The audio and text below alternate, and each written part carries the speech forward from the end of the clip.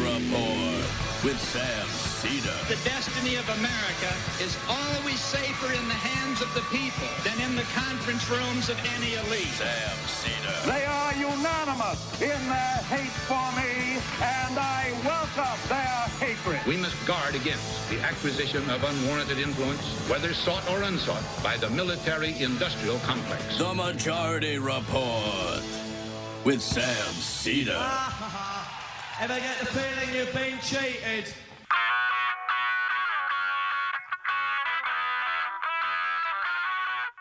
It is Monday, March 1st, 2021. My name is Sam Seder. This is the 5-time award-winning Majority Report.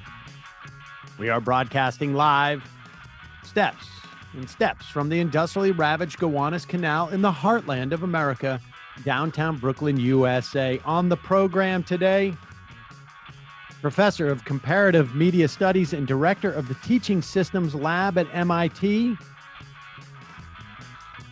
author of Failure to Disrupt, Why Technology Alone Can't Transform Education, Justin Reich will be here with us. Meanwhile, on Saturday, the House passes a COVID-19 relief bill, but the $15 minimum wage is DOA on arrival in the Senate. Johnson & Johnson releases its single one-shot vaccine, shipping 4 million doses today, chasing 20 million through March and 100 million by the summer. And by doses, I mean full vaccinations, one shot. Governor Andrew Cuomo is accused again of workplace sexual harassment, has to surrender control of the investigation into his behavior to the state's attorney general. Joe Biden to make a Saudi announcement, expected to say, we won't do anything about the Khashoggi murder. Meanwhile, Biden announces support for unions, doesn't mention Amazon by name, but goes further than we've seen any sitting president do in generations, maybe ever. Justice Department appeals the Trump judge's ruling against the CDC eviction moratorium. Iran demands good faith promises to return to the bargaining table with the U.S. over the nuke deal. And Virginia fully legalizes cannabis, making it the 14th or 15th state to legalize cannabis. Myanmar security forces fire on protesters, killing 18. All this and more on today's program. Ladies and gentlemen, welcome to the show. With me as always, Emma Vigeland. Emma's here, following her. How are you doing, Sam? I'm doing great. I noticed you're not wearing your casual Friday coat. That's of course because it's Monday. No, and I'm not usually using my casual Friday cadence. There you go. That's right. Or attempts at pop culture references. There it is. A lot of people still talking about your Fonzie reference. And, many people are saying, many people. People are talking about it, and that's what's really important. It's really not important what they say. It's really important that they're talking about it. That's the way that has been my experience in all of this over the years. Great to have you here. Now, Emma, this is a big deal. I mean, I think like we would like to see, we would all like to see the president of the United States put on his walking shoes, as it were, soft walking shoes, and march with people who are picketing and looking for a union. That, of course, is a reference to what Barack Obama said on the campaign trail back in 2008 in terms of his support for unions. He never did. He never walked those picket lines. He never marched with any union organizers. I don't even know if he ever put on the soft walking shoes. I mean, if he did, it was completely incidental. Yeah, and obviously, you're talking about the metaphor, but also in terms of in the way that he governed as well. Yes, and exactly, and he we never heard any full-throated support from Barack Obama when it came to unions, and recall that when Democrats took the Senate in 2008, one of the things that they had promised was a vote and a passage of card check, which was basically simplified the process in which people could vote for a union, that they could simply just put in a request. And if enough members of a workplace put in a request for a union, you'd get a union. You wouldn't have an extended period of time, which invariably allows employers to deploy. In the case of Amazon, let's say, just take, for example, in this attempt to unionize in Alabama, $25 million. And you talked the other day about some of the things they're doing. They literally got the city, because union organizers can't talk to their fellow workers at the Amazon facility, whereas Amazon can basically spend all day, say, hey, today your job is just learning how bad unions are with these these myths. Captive audience meetings, etc. Exactly. Yeah. And Amazon actually got the city in Bessemer, Alabama, to change the timing. You were telling us about this, at the stoplights, so that organizers could not go and actually help unionize or organize there. So there's a lot of things that the administration can do in terms of National Labor Relations Board and whatnot. And there's been some very good moves by the Biden administration in that regard. But one of the things that Obama never did was to use the bully pulpit. And one of the things that he said that he appreciated about Ronald Reagan was that very thing. We just never saw him do it. Well, Joe Biden's doing it. Now, Joe Biden could do more. He could go down to Alabama and actually campaign for the union. But this is pretty important stuff, because the union is going to use this clip and it's going to help. Here's Joe Biden. We're going to play the full 2 minutes because it's actually a pretty big deal. I've long said America wasn't built by Wall Street. It was built by the middle class, and unions built the middle class. Unions put power in the hands of workers. They level the playing field. They give you a stronger voice for your health, your safety, higher wages, protections from racial discrimination and sexual harassment. Unions lift up workers, both union and non-union, and especially black and brown workers. I've made it clear when I was running, that my administration's policy would be to support unions organizing and the right to collectively bargain. I'm keeping that promise. You should all remember, the National Labor Relations Act didn't just say that unions are allowed to exist. It said that we should encourage unions. So let me be really clear. It's not up to me to decide whether anyone should join a union. But let me be even more clear. It's not up to an employer to decide that either. The choice to join a union is up to the workers, full stop. Full stop. Today and over the next few days and weeks, workers in Alabama and all across America are voting on whether to organize a union in their workplace. This is vitally important, a vitally important choice as America grapples with the deadly pandemic, the economic crisis, and the reckoning on race. What it reveals the deep disparities that still exist in our country. And there should be no intimidation, no coercion, no threats, no anti-union propaganda. No supervisors should confront employees about their union preferences. Every worker should have a free and fair choice to join a union. The law guarantees that choice. And it's your right, not that of an employer. It's your right. No employer can take that right away. So make your voice heard. God bless you all, and may God protect the workers and their families who are trying to figure out how to make it fairly. Thank you.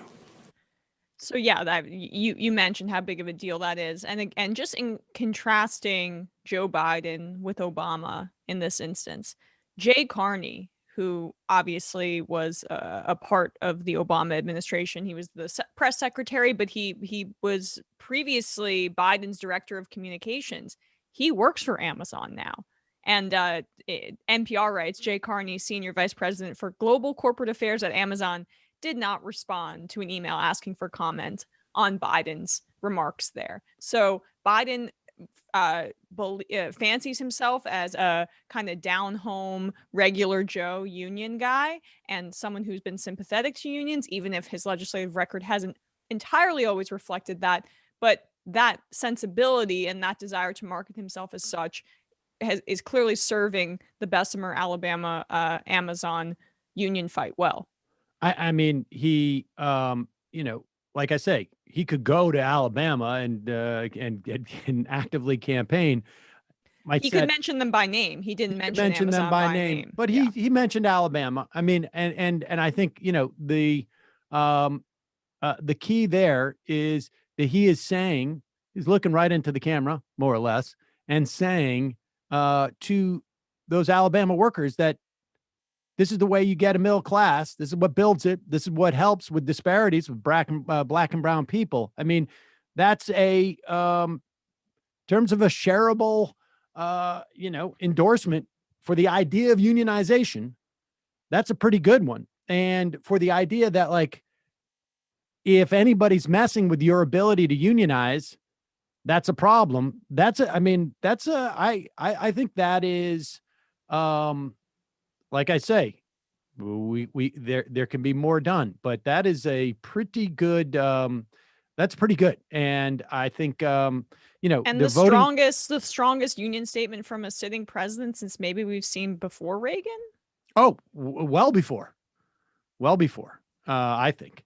And we should remind people, the vote started 3 weeks ago, February 8th, I believe it was. There are about 6,000 workers there. You don't need a majority of the 6,000. You need a majority of all the people who are going to vote. And again, Alabama, a so-called right to work state, which actually just means that you have a right to not support the union, even when they're negotiating your behalf. So it costs nothing to people who don't want a union. And so I think there's a pretty good chance of this, but we'll dig into this more as the days come on. We're going to take a quick break. When we come back, we're going to be talking to Justin Reich. He is a professor of comparative media studies and director of the Teaching Systems Lab at MIT on his new book, Failure to Disrupt: Why Technology Alone Can't Transform Education. Back in a moment. But first, a couple of words from our sponsors today. You don't really think much about your socks. I never did, to be honest with you. I would get those dumpy socks from like the street fairs. Of course, we haven't had one of those in a year, but and I mentioned to Brendan that this sock company Features wanted to advertise on the show, and I'm like, I don't know. And he immediately, his first reaction was like, "Those are great socks." I'm like, "What? What does that even mean?" And I gotta say, like, I think about my socks now because I got a couple of these pairs. Well, first I got a couple, and then I got a bunch more of Features, and they are socks that actually support your feet with like a anatomically correct design, and they have targeted compression. The compression acts like a hug around the arch of your foot, keeps your sock in place. Sock doesn't fall down, but that to me is almost like secondary. You actually get left and right shaped socks that are labeled, which is helpful. But they make a big difference for me. I do a little bit of working out, but for me, it's mostly like walking. I do a lot of walking and I feel the difference. My feet feel better. These socks are huge with runners. They are huge with golfers. But for me, just walking around, they're incredibly comfortable and helpful. Brendan hasn't stopped singing the praises basically since I started advertising Features about them. They They have just a custom like fit. They're durable. They're just exceptional socks. I've never thought about them before. Features is challenge you to try a pair. And if they're not the best socks you've ever worn on or off the golf course or while you're jogging or whatever it is, they'll take them back. They're so confident that you're going to love their socks. They've also given listeners of the Majority Report $10 off your first pair of Features. Those are FEETURES. When you go to features.com/majority. That's Features, FEETURES.com/majority for $10 off your first pair of Features. Also, this is Emma's new favorite product. Magic I am Spoon? actually drinking some right now. It is Liquid IV. Liquid IV. I love Yes. Liquid IV. Sorry. And for me, my drink of choice, in fact, I start with a bottle of it someday. My drink of choice is the energy multiplier. It is an absolute game changer. Gives you that extra boost of energy you all need. And of course, it also hydrates you as well. One stick is like drinking 2 cups of coffee. It's an all-natural alternative to processed energy drinks. And like I say, it gives you a sustained energy boost throughout the day. It's a healthier alternative. They got matcha, premium matcha, and green energy blend. It's delicious. They have this thing they call cellular transport technology. It delivers an optimal ratio of nutrients for more efficient uptake. I drink it throughout this show. It's non-GMO. It's vegan. It's free of gluten. It's free of dairy. It's free of soy. And the company has donated over 10 million servings globally. It's also super easy when you're traveling to take it, keep yourself from getting dehydrated on a plane. It's great for when you've overindulged the night before. Emma's a big fan of, like, what's your favorite flavor on that? Well, here this is the passion fruit one, but I think my favorite's probably the acai berry, but Is that the way you say it? Acai? I've never Acai. understood how to say that. But acai, yeah. that's one of many things I don't know how. Yeah. Well, you said there- matcha, it's matcha, but sure. Yeah. And you there drink it go. every day. Matcha, I see matcha. it. Yeah. I'm from yeah. Massachusetts. All right, sure. Hey, grab your energy liquid IV in bulk nationwide at Costco, or you can get 25% off when you go to liquidiv.com and use the code MajorityRep at checkout. It's 25% off anything when you order, when you use promo code MajorityRep, not Majority Report, MajorityRep at liquidiv.com. Start fueling your adventures today at liquidiv.com, promo code MajorityRep. And lastly, one of my favorite ways to keep up with books that I don't necessarily want to read, but I want some of the key takeaways, particularly like how-tos, like how to learn, how to be friendly with people and make friends and stuff like that. That may I'm revealing too much. Blinkist is for anyone who cares about learning but doesn't have a lot of time. It takes the key ideas and insights from over 4,000 nonfiction bestsellers in over 27 categories. That's a lot of books. Gathers them together in 15-minute text and audio explainers, or blinks. And you use the blinks to get to a topic quickly. You can find new topics, ones maybe that you're interested in. You want to read the entire book. Maybe it leads you down a path of stuff that you want to study. Blinkist has even teamed up with popular podcasters to create blinks of those podcasts, so you can get to the heart of a podcast episode fast. 15 million people are already using Blinkist to broaden their knowledge in 27 of those nonfiction categories: self-improvement, management, mindfulness, nutrition, all that type of stuff. A lot of how-to stuff. For me, like I say, it has 2 different functions. Books that I feel like I should read, but I don't want to read, but I should have a notion of like what that person's saying, at least broadly speaking, what that book's about. And there's, Blowout from Rachel Maddow. That's one of them. I mean,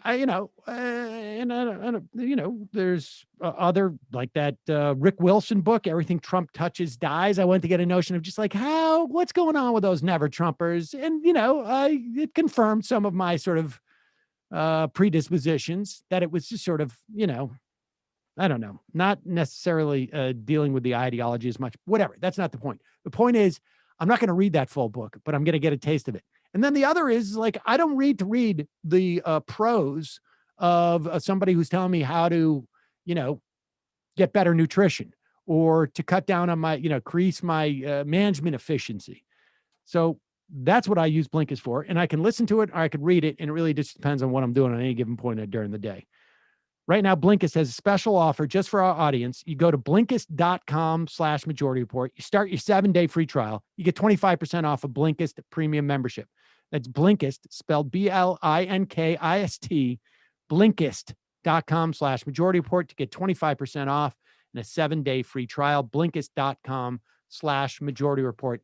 And lastly, just got this email from a listener. My grandmother, Irma, passed away today after a long battle with cancer. She was a longtime listener of the show and a lifelong progressive who volunteered for Bernie at 2016 at the age of 80. We would always talk about all of you and how Sam's impressions were never as good as Michael's and that maybe he should stop trying to keep up with him. Smiley face.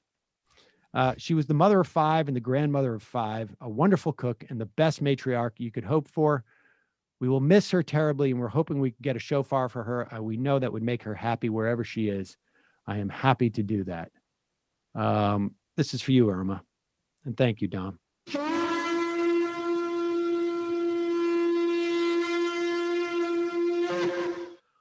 Okay. Want to welcome to the show Justin Reich. He is a professor of comparative media studies and director of the Teaching Systems Lab at MIT. He's also the author of a new book, Failure to Disrupt: Why Technology Alone Can't Transform Education. Professor, welcome to the program. Thanks, Emma. Background, that's the cover of your book, is it not? Pretty snazzy, right? You got to have that paid placement to get on. That's well done. That is well done. That is well done. Well, I am broadly really interested in education and followed the education reform movement over the past decade and a half, which seems to be wrapping up, and the big controversies of the MOOCs, which maybe we want to remind people because I'm a little bit older than I think a lot of the people listening. And of course, I wanted to also talk to you. This is a book that you wrote for the most part before COVID. Maybe all before COVID, but I edited the page proofs on March 24th. So just as schools were closing down, I was writing the prologue. And actually it was quite sort of frightening to be editing a book about education technology right on the cusp of the pandemic, this world-changing event, thinking, wow, is all the stuff in this book going to seem just terribly out of date or wrong 6 months from now? And I remember my editors and friends and I going through the whole book right before sending it back in, being like, are things really going to change? We thought, nope, actually the arguments that we're making in here are probably going to stand up sort of despite all the changes ahead. And so far, I don't think there's anything terribly embarrassing or made newly embarrassing in the book by the pandemic. No, and I think a lot of the things that the points that you make in the book are actually been borne out. I mean, I'm speaking as a parent, who is dealing with this. And there was a couple of points I want to get to that I think were really spot on. And forgive me if I asked for personal advice at one point. We do it all. But let's start with the idea, just I guess broadly speaking, and maybe you can just touch a little bit on what MOOCs are and what they were and what the promise of them supposedly was, because this was happening in 2012. Everybody who had a TED Talk was talking about this. It was bound up in the ideology of educational reform, in part because the Gates Foundation was so much a force behind that. We should just say the Rand Corporation was hired by the Gates Foundation about 2 years ago, I think it was now, to do an assessment on their whole approach to education reform. And their own assessment said, nope, we failed. We shouldn't have done any of this, basically. I mean, that's a summary. But take it from there. Sure. So in 2011, there were 2 faculty members from Stanford who sent an email message to a listserv of the IEEE, which is like electrical engineers and computer scientists. and said, hey, we're going to have a new free course on artificial intelligence. It was going to be taught by Peter Norvig and Sebastian Thrun, who both had associations with Google and with Stanford.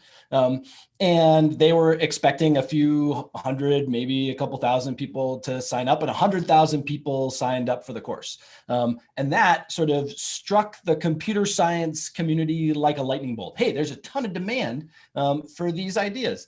Now, online learning has been going on, since we've had networks. I mean, to some extent, we've had computer-assisted learning since we built computers the size of your living room. And so at a lot of institutions, there were organizations that were ready to jump on this opportunity. So Stanford, MIT, Harvard, relatively quickly after this course, started various approaches to creating massive open online courses, which is what MOOC stands for. And the idea was we would take the very best instructors in topics, have them put their lectures on videos, put practice problems in these sort of auto-graded formats, and make this freely available to people around the world, maybe with a small cost if you want to have a certification sort of verified and associated with courses that you finished successfully. And there was a great deal of hope that this would democratize education, that people all around the world who didn't have access to elite higher education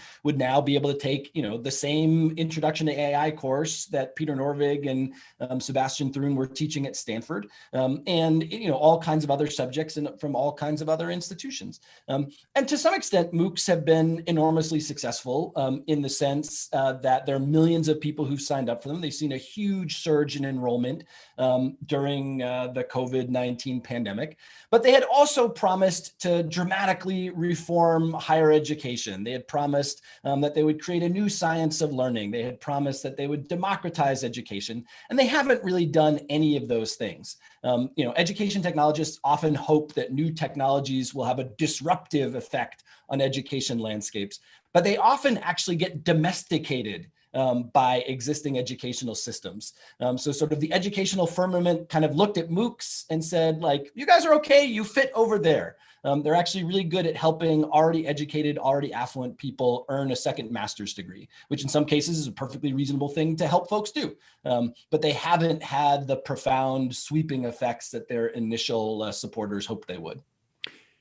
I mean, let's talk about and that's one of the, I guess one of the myths was that is the myth, are the myths that we have labored under, or at least some in the technology industry, the idea that this technology can do that?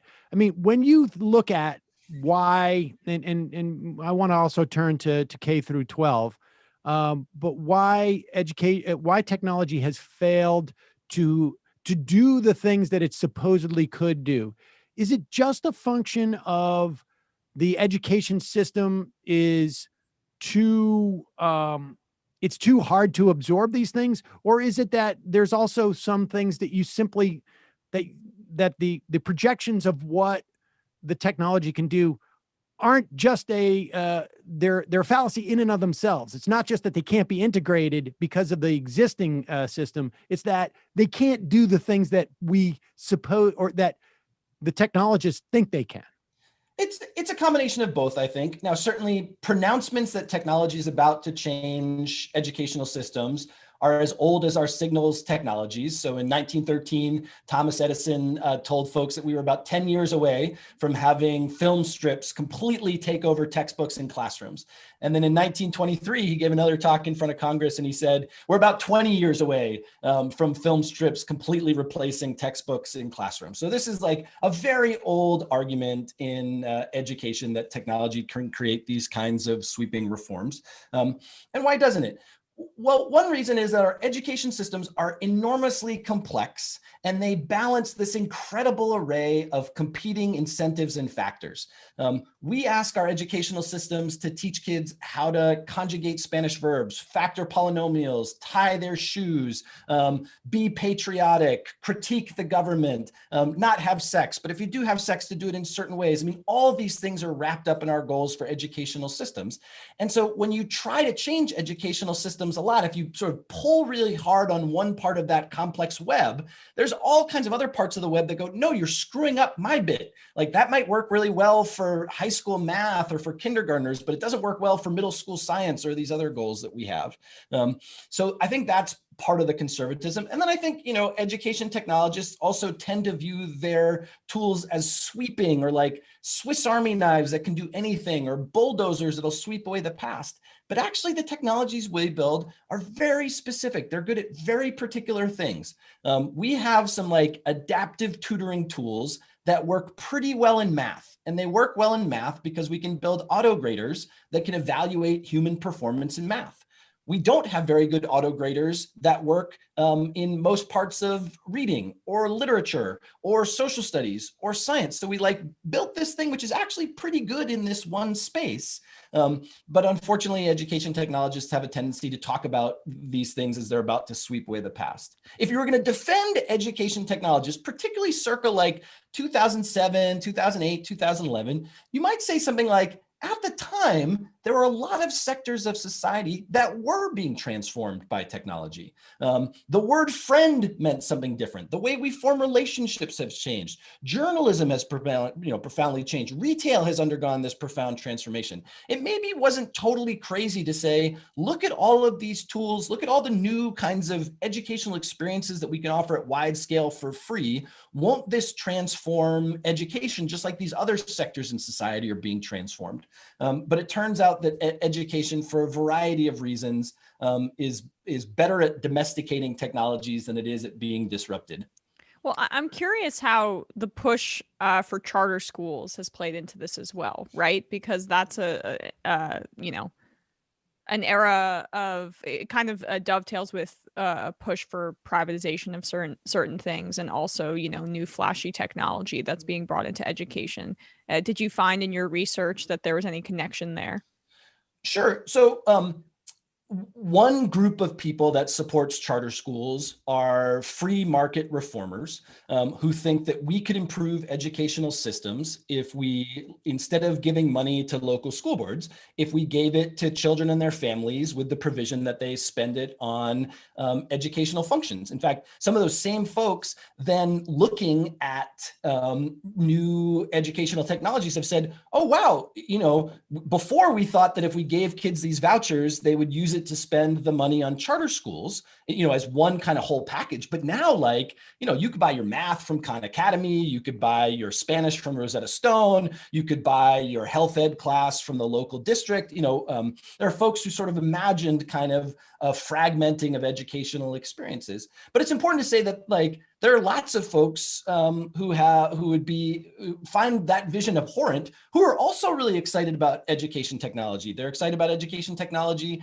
because young people don't have the opportunity to pursue all of their interests inside schools, but virtually anything you're interested in, you can pursue online. So folks with very progressive sort of whole child views of education also can get excited about education technology. It was sort of one of the weird things in 2010, 2011 in the K-12 system. People got really enthusiastic about this idea of personalization in education.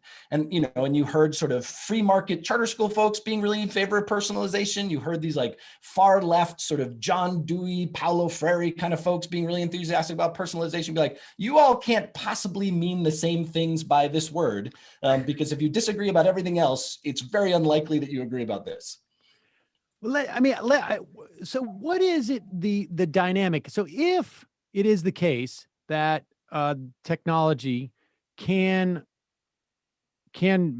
revolutionize or seriously change the dynamics in so many different aspects of our life and in so many different sectors, what is it that makes it so hard to deal with education? And I guess I'm also thinking there is to have it be, that part of the motivation for the technology, and I think you do raise the issue that some of these people are, they're out to make a buck and they're looking to create a market.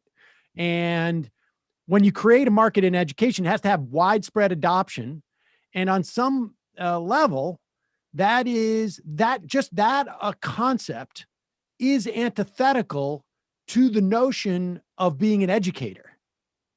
There are certainly tensions, although educational systems have deeply seated partnerships with the private sector. We buy textbooks. There's good research that suggests that like really well-designed textbooks support learning better for most kids and most teachers than teachers just like grabbing their own random stuff off the internet. That's a bit of a, controversial topic, as you might imagine. But there's all kinds of ways that we use the private sector to support the work in schools. But I think there are a few errors of thinking that education technologists have. One I mentioned, which is that they describe their tools as sweeping when they're actually quite narrow. Another thing that I described is that education is just immensely complex, and it's very hard to build toolkits that are really powerful across all different kinds of sectors, all different parts of education. There's a challenge in my book that I call the curse of the familiar, which is that there's some technologists that make tools that sort of digitize existing practices in schools. Like there's a company founded by an MIT dropout, great young man called Quizlet. And Quizlet helps students and teachers make flashcards.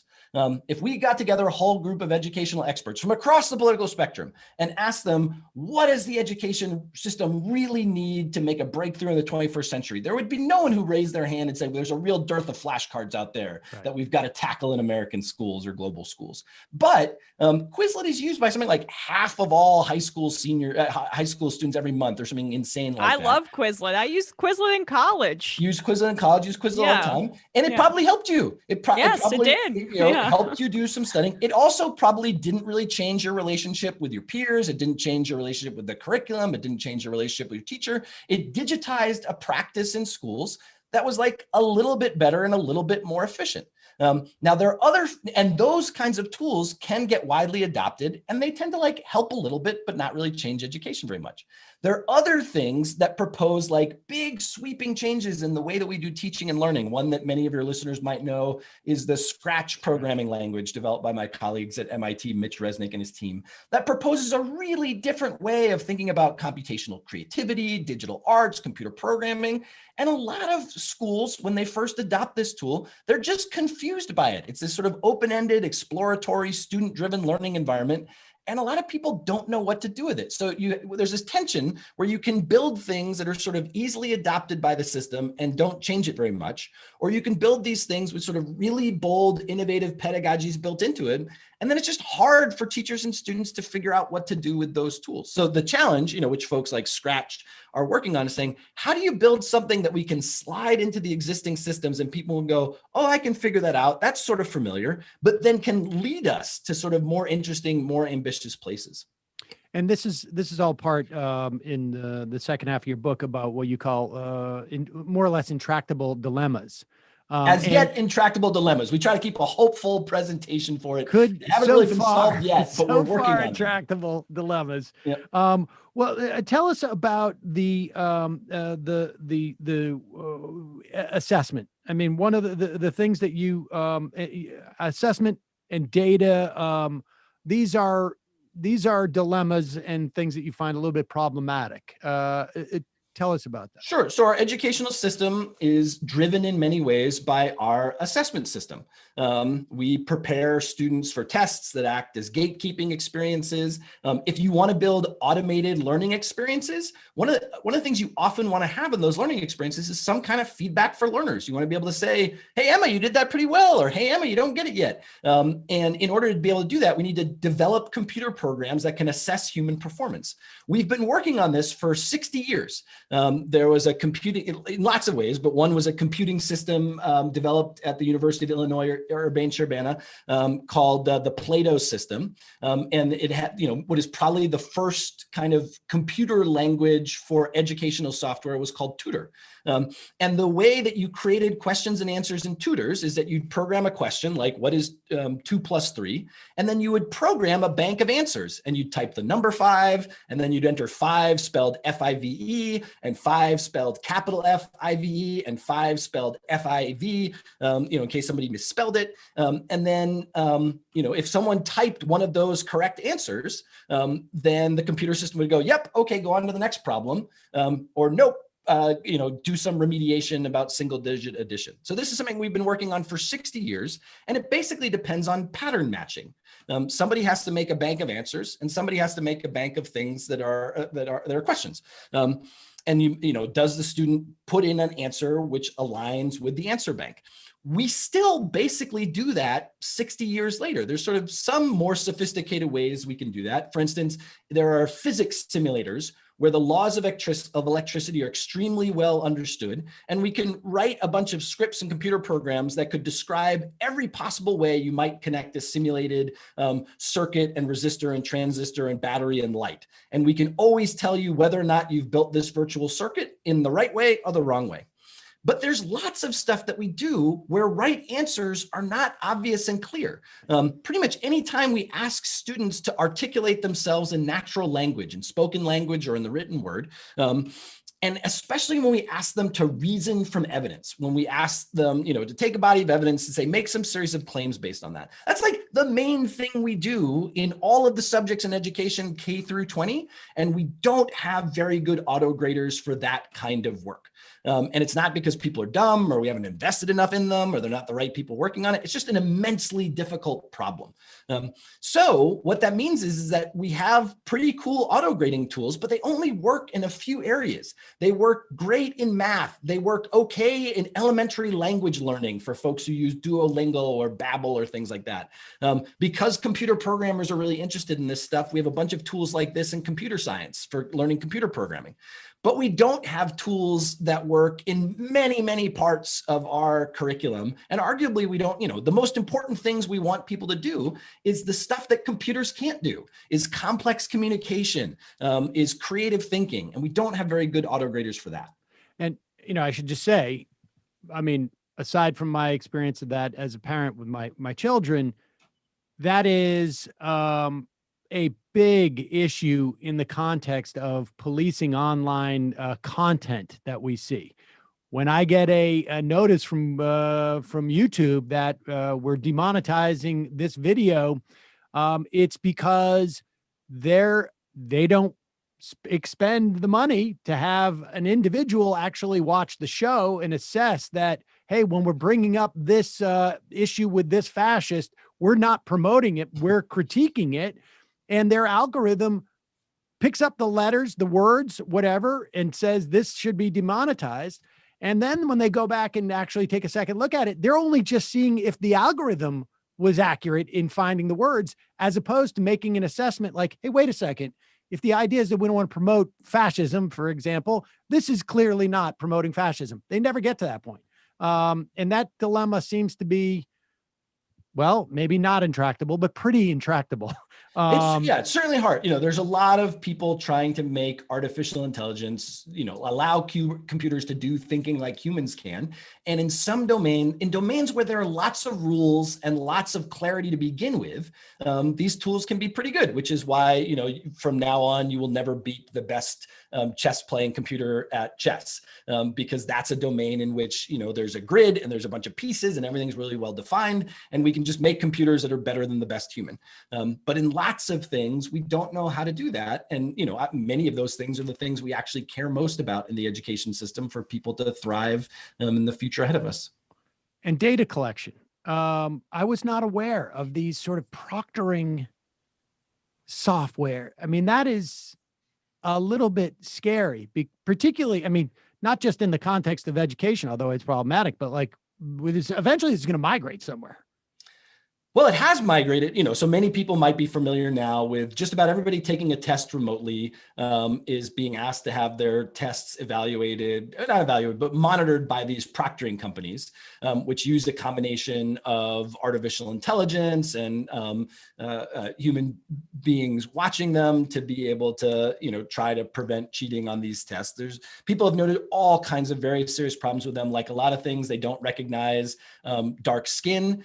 So you have these young people who are trying to get ready to take their, introductory biology test, and they have to spend an hour beforehand setting up the lighting in their room to blast their faces until the AI can recognize them.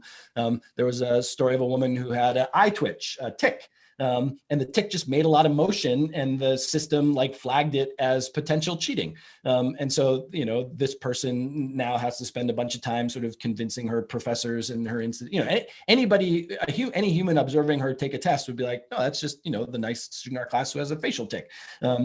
And these systems really, they're built on the same technological foundations as malware. We force students to install them on their computers and require them to maintain them on, and have some capacity to restrict what's happening on the computer and so forth.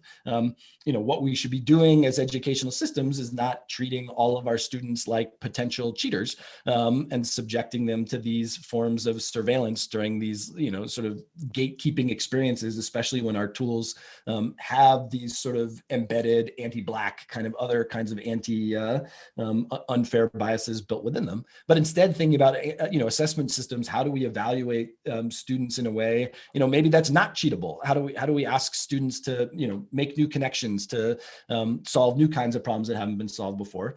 Conceptually, it's actually not that hard to do that. It's just expensive. It's a lot cheaper to make tests that, have very similar answers year to year, and then you sort of police people for against them.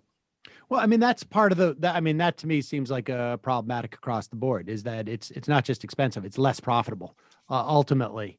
And that is problematic. All right, so let's pull back a little bit and give me your broad assessment of our educational system, sort of, I guess, pre-pandemic, but also I think much of the problems that existed pre-pandemic have been heightened and clarified in some respects through the pandemic. And give me your assessment of those.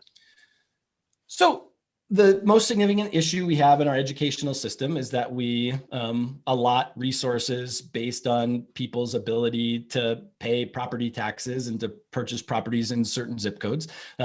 Every state makes some effort to alleviate that with middling success. And as a result, we give more opportunities and better learning experiences to some students than to others. And so our educational system, which is supposed to help everyone, start life on a relatively equal footing, exacerbates inequalities. We saw that the pandemic both revealed and accentuated those inequalities. It was like the sort of ocean pulling back before a tidal wave, being like, look at the extraordinary inequalities on a surface floor. And then they just got much, much worse. However, it's important to note that even a system which has all kinds of problems, the people operating and maintaining that system are extraordinary. I think what classroom educators, what school leaders have accomplished during this pandemic is unbelievable. I mean, society basically said, can you please, previously you just used to run in-person schools. Can you please operate 3 simultaneous systems, some that will allow people in person, some that will allow people at a distance, and some that will allow some kind of combination? Will you do it with no training, with no additional resources to teachers, with very few, if any, additional resources to school systems? And the way it has worked is that teachers and school leaders and school staff are working unbelievably hard around the clock for months and months and months to make that possible. And as much as we've heard about very substantial complaints by some folks that schools haven't opened fast enough, or they haven't done this thing in the right way, or this and the other thing the right way. Recent surveying suggests that as many as 75% of parents have their children in a form of schooling that they are happy with.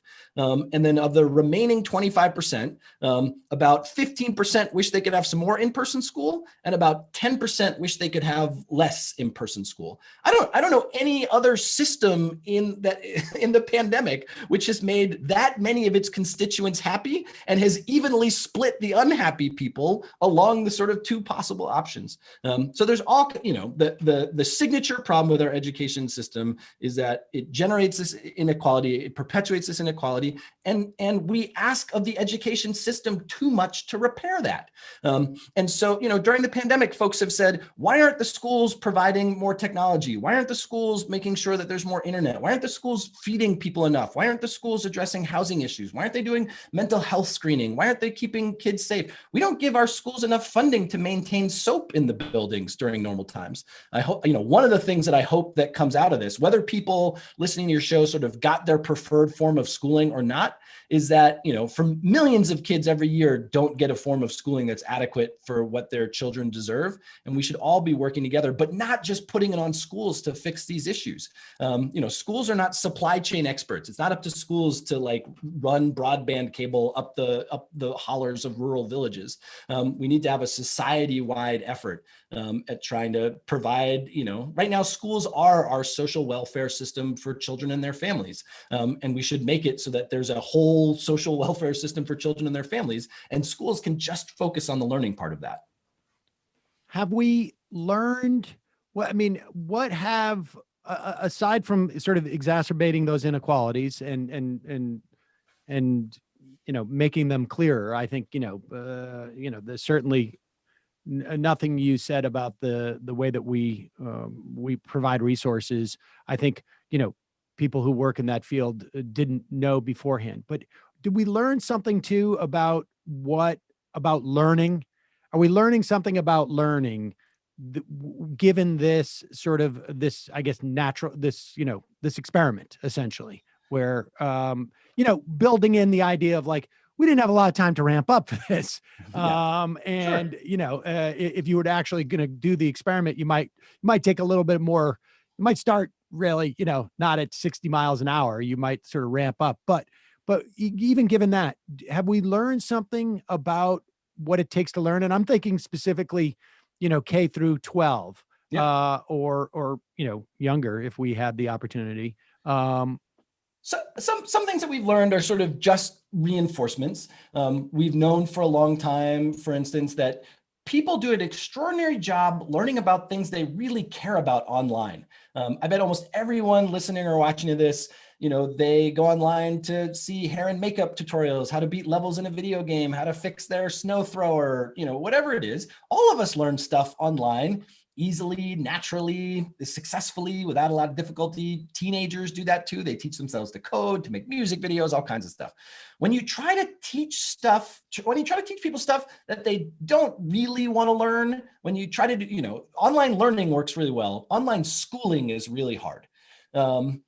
It's hard because physical places and physical teachers have all kinds of ways of supporting our motivation that are hard to do at a distance. So that's kind of a reinforcement. Now, a kind of amazing thing that we've seen during the pandemic is 3.5 million K-12 teachers, most of whom didn't know that much about teaching and learning at a distance beforehand, have made extraordinary progress. And I think, I hope parents looking back this March to a year ago March find, that what we're doing system-wide, I'm sure there are pockets where it's still a real struggle, but in lots of places, it's just much more successful than it was before. Interestingly, not with any breakthrough ideas. I talk to all kinds of people, journalists, school leaders, people in other countries, and I always ask, is there a place that you could point me to that has really figured this out, that has come up with some remote hybrid learning system that's really working? And no one says yes. Instead, what teachers have done is they've sanded down 1,000 rough edges, sort of one rough edge a day, being that wasn't working as well before, let's make this a little bit. I don't know if you remember the stories of teachers putting stickers on their faces. People were having difficulty getting student motivation. And so they told their students, everyone who participates in class, if you're a new voice, I'll put a sticker on my face. And so then by the end of class, everyone's talked and the teacher has stickers all over their faces, and hilarity and learning ensues. That's funny to most people. To me, as sort of a learning scientist, that's this really interesting moment of innovation where teachers say, we have this shortcoming around student motivation. Let's try a different series of practices. That practice probably didn't work more than a week or something like that. Right. And the novelty wears off, but it's one of these little edges sanded down. Here's a sad fact. This may very well not be the only pandemic that our young students live through during their lifetime. And as we've seen from the freezing in Texas, from the fires in California, because of the climate emergency that we're in, we are going to face a long future with much more interrupted schooling than happened in the era that the three of us grew up in. And so sadly, this pandemic is a trial run to help develop school systems that are going to have to be more resilient and more capable of operating through interruptions, which will become more frequent in the future. So there's a lot that we've learned. There's a lot that we still need to do. We need to figure out how we make broadband universal. We need to treat it as a utility rather than a luxury good. We need to think about what, if we build really robust social welfare systems for children and their families in regular times, then those systems will stand up better and take care of kids and their families better, in whatever next parts of the climate emergency will come ahead. So a lot of important learning has happened, mostly led by a pretty extraordinary profession of teachers who've put in an enormous amount of work over the last year to do that learning, without any extra pay, right, working more hours, trying to take care of their own 2 kids under feet. It's been really a privilege to be able to support them. Yeah, that's been my experience with our teachers. It's been amazing to see what they do. But that point about motivation is fascinating, because that really seems to be the determinant. I mean, that is that a function of like, just you're in a physicality, you're in a separate space, and so your mind just says like, this is the time I've got to apply myself, or there's all kinds. My local elementary school teacher said there are 500 or 1,000 things that our teachers do every day in the classroom that we're just realizing that they do, and none of them work over Zoom.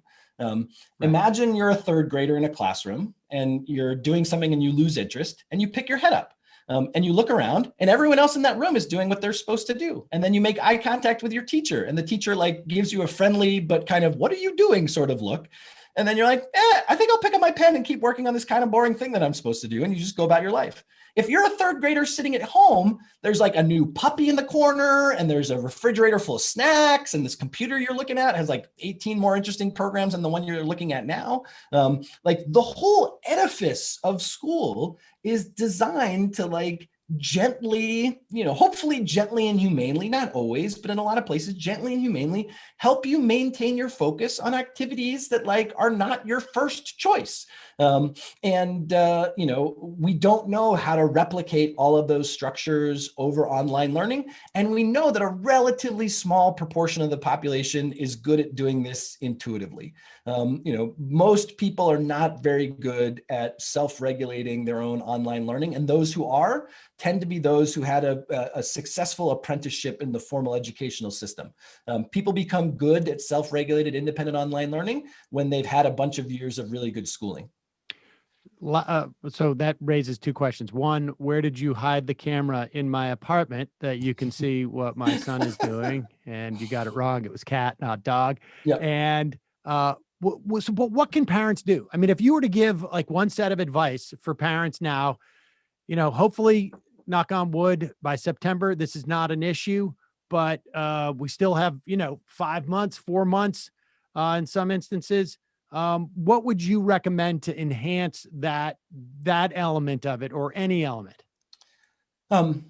I would start for parents and teachers. I would encourage you to bring what we in the profession call the asset framing towards young people.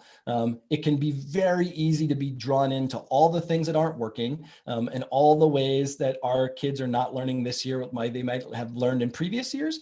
But I think a great place to start is to say, what are all the things that young people can do after the last year that no other generation of American students has been able to do? I mean, self-regulated learning is hard, and kids, certainly aren't mastering it, but they've made enormous progress in my sense, which is something that we can build on in the future. Young people know more about technology-mediated learning, as imperfect as it is, than any other previous generation. Where have there been successes that we can build on and celebrate? How can you maintain really good communication with your teachers? Teachers are totally overwhelmed, but they really do want to know how each of their students is doing and how they can help them. So being in polite, respectful dialogue with teachers, which can include describing all of the things that aren't working and all the things in which your students need help. And for some of them, your teachers may shrug their shoulders and say, I know it kills me. Every day it kills me, but I don't know how to fix that thing. But I think it's still important to say all of those things out loud. There's going to be a huge debate coming up about how we spend our summers, particularly if there's, big additional funding coming in from the federal government to support schools, and whether we should try to have a summer of intensive tutoring to make up for the, so-called learning loss, which has been missed this year, or whether we think, what kids actually need is time outside and playing with peers and getting recharged and feeling better about themselves. I think, hopefully it helps some folks to try to look towards the summer and say, hey, we're going to have a chance to do some kind of reset, and hopefully there will be more options available. There will certainly be more options available to the extent that we organize and make our voices heard as parents and as advocates for children and their families, to say it's really important. Municipalities, states, the federal government, like what can we do to have kids have a really fabulous summer, which might just be doing awesome stuff. It might have some academic components to it. And then, I think maintaining dialogue with your children too, trying to set each week some kind of realistic goal. What's one thing that hasn't been going well or didn't go well last week? What's one thing that we can do a little bit better this week? And I think if kids know that we love them, that we support them, that their educational journey is a long journey. And for, there are plenty of kids who are just totally fed up, super frustrated right now. And we have to somehow build systems that say to all of those kids, whenever we can get back into a little better order, and whenever you're ready to dive back into this, like there's no off ramp to education. There's always, or no permanent off ramp. There's always a chance back on. If this didn't click for you this year, like there's a new year coming up. There are a lot of kids who are going to drop out of high school, who are not going to apply to high school. How do you get back into the GED track? How do we get you into community college? Being optimistic about the extraordinary capacity of young people. Justin Reich, the book is Failure to Disrupt: Why Technology Alone Can't Transform Education. Thanks so much. Really appreciate it. It's really fascinating stuff. And hopefully we get some, and I think you've outlined some of at least the benefit out of this really largely miserable experience over the past year. But thank you so much. Thanks, Sam. Thanks, Emma. Take care. Thanks so much. And take a quick break. We'll be right back. Wrap things up.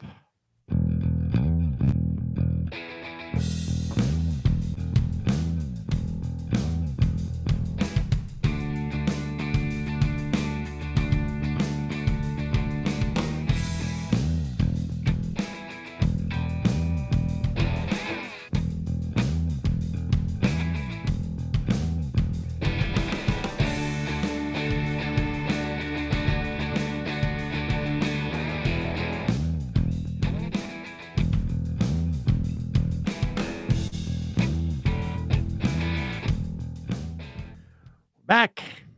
Bottom line is, I don't think I have ever spoken to an educator over the past 10 years on this program. And I have spoken to literally dozens. And to a person, they will talk about our funding mechanism for education in this country, how problematic it is, tied into property taxes.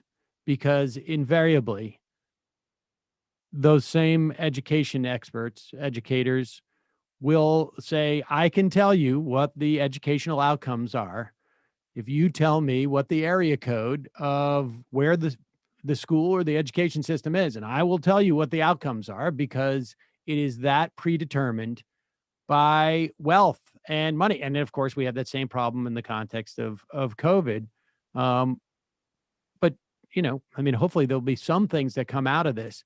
But when you begin to realize the importance of having teachers fully resourced and a building that is fully resourced in terms of being able to direct children in that way, you realize why teachers themselves are so important, and why teachers unions are important too, because they're the ones who are sort of advocating to make sure that teachers get those things to the extent that we can. I mean, we really do need to change the funding system, though. Oh, 100%. I mean, it's so antiquated and outdated, and it's been documented for a very long time that this is a primary issue in terms of our education disparity. I mean, it's just like, for a lot of people, education is such a dry topic, and having it dealt with on a federal level is such a Herculean task. So, we're many decades behind the 8 ball in that area. Yeah, we desperately need to have more federal funding. And frankly, I mean, I would federalize all of it. And that way, and the schools will get the funding in the way that we deal with any other type of social services that are it's a function of the numbers of people in there and the need. But hope springs eternal, as it were. We will talk more about this, maybe, I don't know, and other issues tomorrow. Tomorrow we're going to be focusing on healthcare and how we are, where we are nationally in terms of healthcare, and what went wrong, what went right, what could go right in the future. We will talk about that tomorrow. Emma, we'll see you then. Actually, I lied. Emma, we're going to see you now.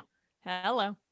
We're going to head into the fun half in just a moment. Remember, it is your support that makes this show possible. You can become a member at jointhemajorityreport.com. When you do, you support the free show. You get a free of commercials. Cut out those commercials. We're not going to cut out the letter about Irma, though. All right, Matt? No, that was beautiful. And you support this program, and then you get the extra content in the fun half every day. JoinTheMajorityReport.com. Yeah, I mean, it is. There have been people who've been listening to this show from back in the Air America days, and and we've over the years we've lost some fairly well-known members of the listening community. And it's sad, but it's also, it's, I don't know. It's like losing friends on some level. People have been with you for 10, 15 years listening to the show. And, yes, it's also that gratifying that you can, I always marvel at the audience that you've cultivated. We have a great audience here. We definitely do, without a doubt. Also, a reminder, that audience loves justcoffee.coop. For coffee, tea, or chocolate, use the coupon code majority, get 10% off. And don't forget the AM Quickie. You can find the AM Quickie at amquickie.com. You can get a headline every morning in your inbox. We're getting it out earlier and earlier. I'm shocked. No matter when my son wakes me up. You're getting it out more quickly? Yeah. Right. Okay. Yeah, more don't forget to like AM. the stream. Remember, we got to tell people. Don't forget to like the stream. Like the stream. Jamie, what's on the Antifada this week? Well, this week on the Antifada, I'm very excited about this episode. We are doing an episode on the Fred Hampton movie that just came out, Judas and the Black Messiah. And I'm a tiny bit superstitious, so I'm not going to say who the guests are because we're recording it later today. And, I don't want one of them to be struck down with a lightning bolt or something. But I'm very excited about the guests that we have on, and that's out Wednesday, patreon.com/The Antifada. Also, we're streaming on Twitch 3 nights a week, twitch.tv/The Antifada. Sean plays video games on Monday. We got our full crew show. Forever's going to start tonight on Wednesday. We got Pop Culture Party on Friday and Antifada Ladies Night on Thursday, hosted by yours truly. So lot of stuff to watch, folks. Lot going on Twitch. Matt, what's going on in your neck of the woods? Yeah, on Left Reckoning last week, Thursday, I had an interview with one of my favorite historians, Peter Limbaugh, on his book, Red Round Globe Hot Burning. It's about the enclosure of the commons and how that relates to resistance movements from basically the Haitian Revolution to Dakota Access Pipeline, and how all this is tied to enclosure and the sad triumph of capitalism. So check that out. I'm a little bit nervous during it, so if you want to see me a little bit nervous interviewing somebody I really respect, check that out at the Left Reckoning YouTube page. I'm interested in seeing what that looks like. I would never admit that. I'm like, my ego's too big to say, unless I was interviewing like Bernie Sanders, I'd say I was nervous, but good for you, Matt. I appreciate it. Yeah, I don't feel nerves that often, and so I was a little bit nervous that one. But. I feel them like every single time, but especially right now. So that's something I got to work through. I'm trying to think of who I got nervous to interview. I think it was probably that libertarian professor. I was convinced. I was convinced he was going to show up. I'm like, he's a professor. He's a professor at a I can't remember what school it was. What's that guy's name again? Was it like Block. Wayne State or something like Walter that? Block. No, he was a professor at like, I mean, it's like Ohio or someplace. No, a legit university. Like, I'm not saying Ohio's not, but I think it was like, I feel like it was in the South. It was like, and you admire his work so much. I didn't really dig into his work as much. And, you know, it was only after that, but I just remember Michael, you know, we were talking about like how much I was like, I got to really prepare for this guy. This could be serious. And he shows up and it was like, not like that. It was not like that. Peter is a little bit more like maybe what you were expecting. And also he has good politics. Yes, exactly. All right. We're going to take a quick break. Don't forget, you can check out Nomi's show tomorrow. They go Tuesday through Friday every week at youtube.com/The Nomi Key Show or twitch.tv /the Nomi Key _show. Check it out. All right. See you in the fun half. 646-257-3920.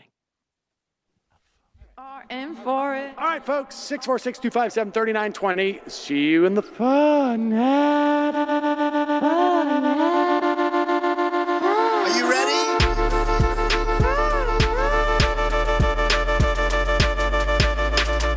Who sent us this? Anarchy. Alpha males are back. Boy is back. And the alpha males are back. Just as delicious as you can imagine. The alpha males are back. Boy is back. And the alpha males are back. Just want to degrade the white man. Alpha males are back. I take all of it in my throat. Alpha males are back. Almost says what? The alpha males are back. You are a madman. And the alpha males are back. I am a total cunt. Can we bring back DJ Dannerky's song, please? Yeah, or a couple of them. Just put them in rotation. DJ Dannerky. Well, the problem with those is they're like 45 seconds long, so I don't know if they're enough of a break. That's fucking nonsense. Hey, folks, reminder. I do not have Parkinson's. And the alpha males are psych. Fuck them. Almost says what? What?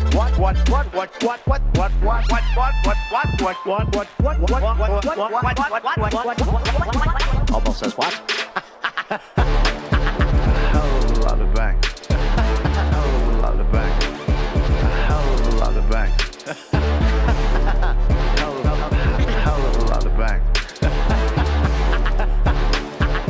Hell of a lot of bank.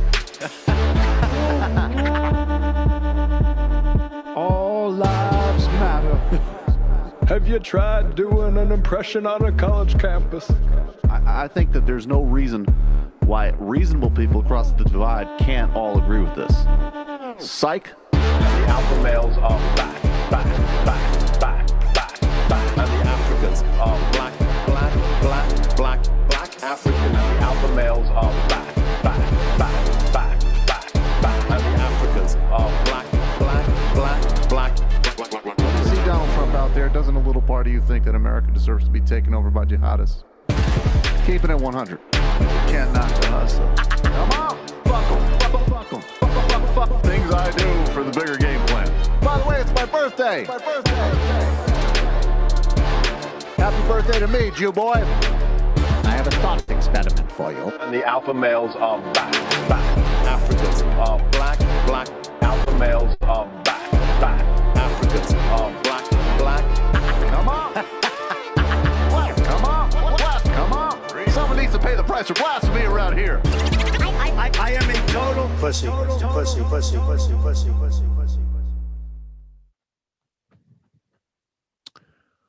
We're back.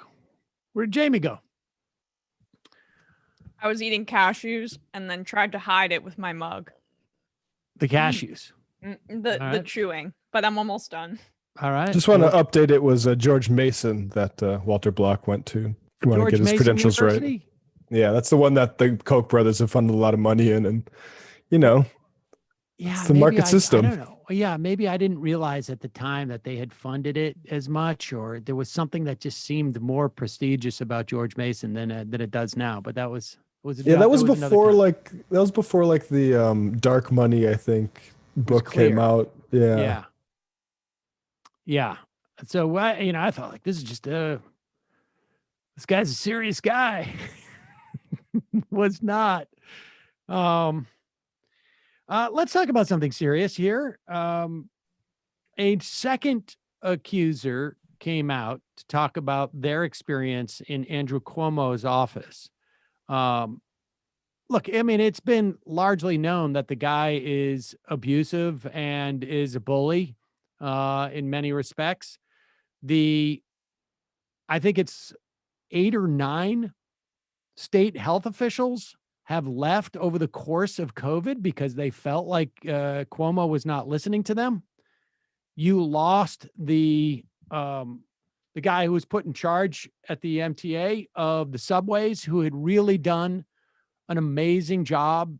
Obviously this pre-COVID in repairing the subways and getting them back into wasn't fully there, but where they were, quicker and more on time. And he left because Cuomo didn't like the fact that this guy was getting credit for it. I mean, these are all, and then there's just the reality of what Andrew Cuomo has done on a policy level. None of this has, which includes, cutting all the public hospitals, cutting Medicaid payments, all of this, some of it during COVID, actually. His failures at the beginning of COVID, his covering that up, his destruction of the Moreland Commission, which was supposed to look into corruption. I think it was about 8 years ago now. And I mean, the list goes on and on. Much of this stuff has not ever permeated the public. This is. And here is Jen Psaki, the president's spokesperson, having to address a question about Andrew Cuomo. Dana Bash makes a little bit of a faux pas here, confuses Andrew Cuomo with her colleague, but here it is. The New York Times is reporting last night that a second allegation of sexual harassment against New York Governor Chris Cuomo. This is a report from a former aide, Charlotte Bennett, saying that Cuomo asked her alone in his office last spring about her sex life, including whether she ever had sex with older men. She has other allegations as well. Governor Cuomo says he never made advances toward Miss Bennett, but does President Biden believe Governor Cuomo or Charlotte Bennett? Well, first, President Biden has been consistent that he believes that every woman should be heard, should be treated with respect and with dignity. Charlotte should be treated with respect and dignity. So should Lindsay. And there should be an independent review looking into these allegations. And that's certainly something he supports and we believe should move forward as quickly as possible. Governor Andrew Cuomo, I should say, obviously. President Biden told reporters in 2018, quote, for a woman to come forward in the glaring lights of focus nationally, you've got to start off with the presumption that at least the essence of what she is talking about is real. So does President Biden still believe what candidate Biden said, that the essence of these allegations are real? Of course, Dana, he believes, that's why I said he believes that every woman who comes forward should be treated with dignity and respect. They should be able to tell their story. There should be an independent review of these allegations. They're serious. It was hard to read that story as a woman, and that process should move forward as quickly as possible. And that's something we all support and the president supports. Jen Psaki, White House press secretary. Thank you. Okay, so in a vacuum, that's not a terrible answer, right? But this comes on the heels of them refusing to condemn Cuomo's clear cover-up of and resulting in an investigation into him on the federal level of nursing home COVID deaths by half. So they're still trying to wrap their arms around him for some reason. And then, of course, the Tara Reade angle makes it difficult for Joe Biden to walk that line. So I I don't find that answer, I guess, and supporting an independent investigation, I don't find that offensive in and of itself. But on the heels of their refusal to kind of cast him aside based on clear malfeasance and lying when it came to COVID deaths, and all the other things you mentioned, Sam, this is going to be a problem in 2022. Whenever any Democrat brings up Trump's handling of coronavirus, Republicans are going to turn around and say Andrew Cuomo, and I think it'll have an effect. And that's because Biden is refusing to kind of lead here.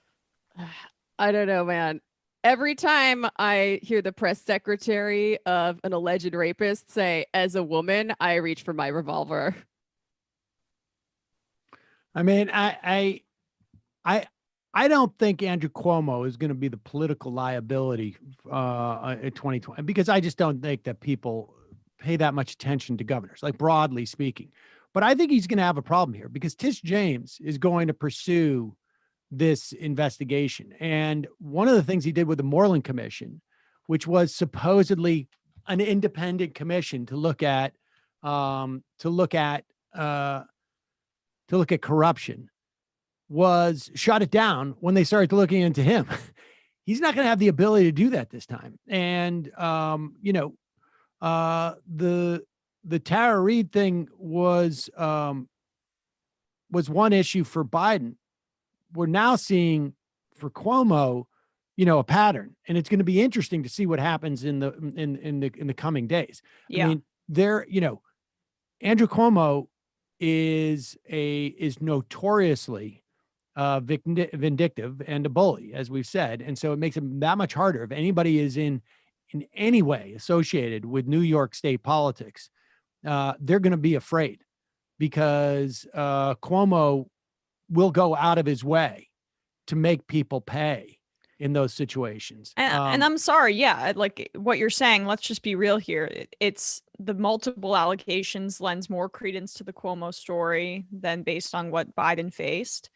And just what we know about Cuomo as a human being is a lot more the fact that he's basically an abusive boss in many ways. Like, he's a bully, he lies, he's known to be this way in interpersonal relationships. So none of these sexual harassment allegations shock me, and I would be shocked if there weren't more women who experienced it. And the only reason I say this thing about this being used against Democrats in the midterm, Sam, is I talk to, Republicans or people kind of apolitical folks outside of New York, and they go Cuomo nursing home deaths. Like the Fox News machine, the right-wing media machine has glommed onto this, and I do think it's going to be a problem. I really do. Yeah. I mean, he's a made man. You don't go after a made man unless you know you can win against him, right? So if he knows where any of the bodies are buried, the Biden administration is going to have to tread very carefully with this. Well, but I don't know what the Biden administration, I guess the DOJ can look into the nursing home stuff, and I think they are. Isn't it the FBI? Is the FBI looking into it? Right. Well, the investigative body of the DOJ. I mean, I don't know at this point beyond that what they're going to do. I mean, it'll be interesting to see maybe if there isn't like some type of also state investigation as well. Just another point about Cuomo and DeSantis also covered up COVID data. And yet in Florida, no one talks about that, but everyone knows that Cuomo did it, partly because he portrayed himself as such a savior, but also because this is the power of right-wing media. So I just want to point that out, that I think he will be a massive liability. And part of this is because he's not going to go quietly. He's going to make this as hard as possible. Without a doubt. I hope you're right. I feel like a lot of liberals out there still think that Cuomo is good on some level because he was the mayor during the governor during COVID, just like Giuliani got brownie points for being the mayor of 9/11. Without a doubt. I mean, I think there's, but it will be interesting to look at what his approval rating is in the coming weeks. I mean, there's no doubt in my mind that he has taken a big hit. Huge. And, you look back to Nixon and particularly teach out. I mean, Nixon forced Cuomo to move, at least rhetorically and in some instances, to the left. I mean, he ended up having to sign bills that he didn't want to sign because of what happened with the IDC. But teach out was able to take like 35% on him in a primary, and 10 points. I wouldn't be surprised if we see Cuomo's approval rating drop 10 points. And then all of a sudden you're starting to get 45-55 territory. I mean, who knows? This is, and I think I trust Tish James to follow this, make this investigation independent. I think, well, she's not going to get bullied by him. I mean, we saw this too with the nursing home data. I think she may be a little performative at times, but she's strong. And like, that's going to be that you need someone with strength to go up against this kind of bully. Building a distinct power base in New York State is so key, I think. And this has importance to the nation, because New York could be a front runner on a lot of progressive legislation. And if power is wrestled away from Andrew Cuomo's basically operation, I don't know what else really to call it. I mean, this guy has been using transactional stuff and weaponizing it in an incredible way. That's a big deal. So we'll see. More problematic in my mind is what, at least coming from the White House, is what the White House is doing about this report, their own report from the CIA. This is the declassified version that I'm trying to think of how they phrased it in this report, but that MBS, Mohammed bin Salman, the head of the Saudi ruler, I guess you would call him, was aware and okayed the operation to kill Jamal Khashoggi. No. He doesn't okay the operation. Nobody comes to him and says like, hey, we've got an idea. We're going to kill this guy. No, he didn't okay it. He ordered it. But we hear it as like he okayed it. Like, I'm signing off on this. No, he wasn't signing off on it. He came up with the idea. And here is, this is on that same Sunday show, or you have Jen Psaki on with Dana Bash asking if the U.S. is going to hold Saudi Arabia to any type of account. Now, remember, we also know as a government, as a country, that Saudi Arabia was the most involved single country in the world in the attack on 9/11, which ended up infringing upon our civil rights, ended up thrusting into a war where we created literally millions of refugees, killed anywhere from several 100,000 to 1 million innocent civilians. We have still left that entire region in tatters. And we never held them to account in that instance. But here, let's find out if they're going to respond to the Khashoggi thing. Candidate Biden, you heard there, said he would hold Saudi Arabia accountable. Now that he's president, he's imposed no travel ban, no asset freeze, no criminal charges, and most importantly, no sanctions directly on the Crown Prince himself. Why not? Well, first, Anna, from the first day of the administration, we have been crystal clear at every level, from the president on down. We're going to recalibrate this relationship and turn the page from the last 4 years. And that means ending our support for the war in Yemen, doing more to address the humanitarian crisis, and ensuring that we are holding to account the actions, the human rights abuses of this government by word and by action. The release of this report, which was held back over the last 4 years, is part of that, making that clear to the public. But we've also taken a number of steps through the Treasury Department, through the State Department, to sanction the deputy head of intelligence, to sanction the revolutionary forces in Saudi Arabia, and to make clear that we will never let this happen again. And that's a message we've clearly sent over the last few days. Okay, but you're talking about the people who are under the crown prince, and they are being punished. So isn't punishing them like punishing the hitman and not the mob boss who actually put out the hit? Well, first, Anna, historically, and even in recent history, Democratic and Republican administrations, there have not been sanctions put in place for the leaders of foreign governments where we have diplomatic relations, and even where we don't have diplomatic relations. And we believe there is more effective ways to make sure this doesn't happen again, and to also be able to leave room to work with the Saudis on areas where there is mutual agreement, where there is interest, national interest for the United States. That is what diplomacy looks like. That is what a complicated global engagement looks like. And we have made no secret and been clear we are going to hold them accountable and on the global stage and in with direct actions. Yeah. Yeah. Well, I mean, what does that mean? Like, I mean, what if they do? What if he does it again? Like, what is the accountability? Nothing.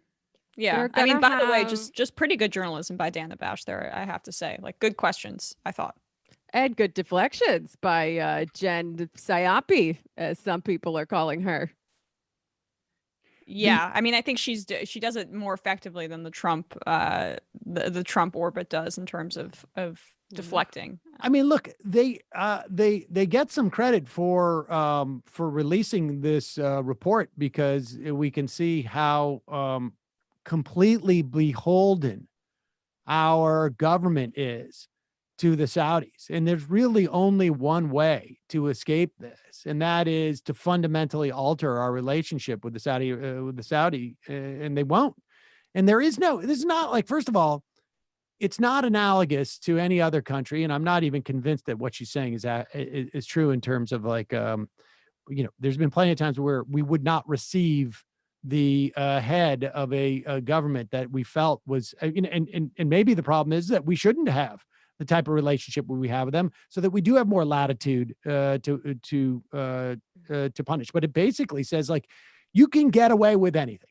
Like, like, you want to support the people who attack us on 9/11? That's okay. You want to kill a U.S. resident, like, in a most brutal fashion? There is no. It really. The most helpful thing about this is it shows just how powerless we are relative to the Saudis, and that it is untenable for us to maintain this relationship with them. 100% it's untenable, especially because Biden says he's interested in fundamentally changing our energy systems. Then this relationship is not entirely necessary, except it all comes back to our entire foreign policy web surrounding Israel, surrounding the Middle East. I understand that. But Tony Blinken and everything that he's implemented thus far has been lackluster at best in terms of our foreign policy. And I think right wing is how more of what I describe it. I mean, there's really been nothing except returning things to equilibrium, but then also like not acting punitively against MBS. That's something that every Democrat would be screaming from the rooftops about if Trump were in a similar position right now, and they just read that report. They did. And they did. We all did, without even the sort of clarity that's there from the report. Right. Well, Trump really laid things a little bit barer than most presidents usually do when he was like, look, it's bad that they killed Khashoggi, but they buy a lot of weapons from us, and we need the money. And like, the Biden administration is driven by roughly the same directives. They're just trying to put the curtain back in place now and like pat it down so no one can see what's coming in around the sides. Yeah, I think that's the case. I don't know if I want to play any Trump. Is there one I was thing... about to say, we got to play the Which one? I love the two that I sent about him dong whistling to QAnon, but like the most important one is that he hints he's going to run for a third time. All right, let's play this. This is the one Trump video that I think I can stop. I mean, the amazing thing is it really is fascinating that without Twitter, there doesn't seem to be a huge appetite. I did hear that on the radio today that Trump claimed that Joe Biden had the worst month of any presidency in the history of the country. And he was making jokes about Biden being like too weak to get the vaccine, but it's okay for everybody else. Like that was part of the just unreal. Here he is, though. Here is Trump hinting that he might run again. And again, this has the value of freezing, in some respects, it creates a paralysis on the in the Republican Party. So I think that's very helpful in that respect. There was at one point Mario Cuomo was teasing the idea that he may run, he might not run, and he wanted to hang in there. Donald Trump is going to wait to the very, very last minute. If he doesn't decide to run, he's going to wait until the very last minute, because he knows that as soon as there is a new nominee for the Republican Party, he is done. And he doesn't want to be done. He wants the attention. Here is clip number 5, Donald Trump from CPAC in Orlando, Florida. But who knows? Who knows? I may even decide to beat them for a third time, okay? Beat them for a third time.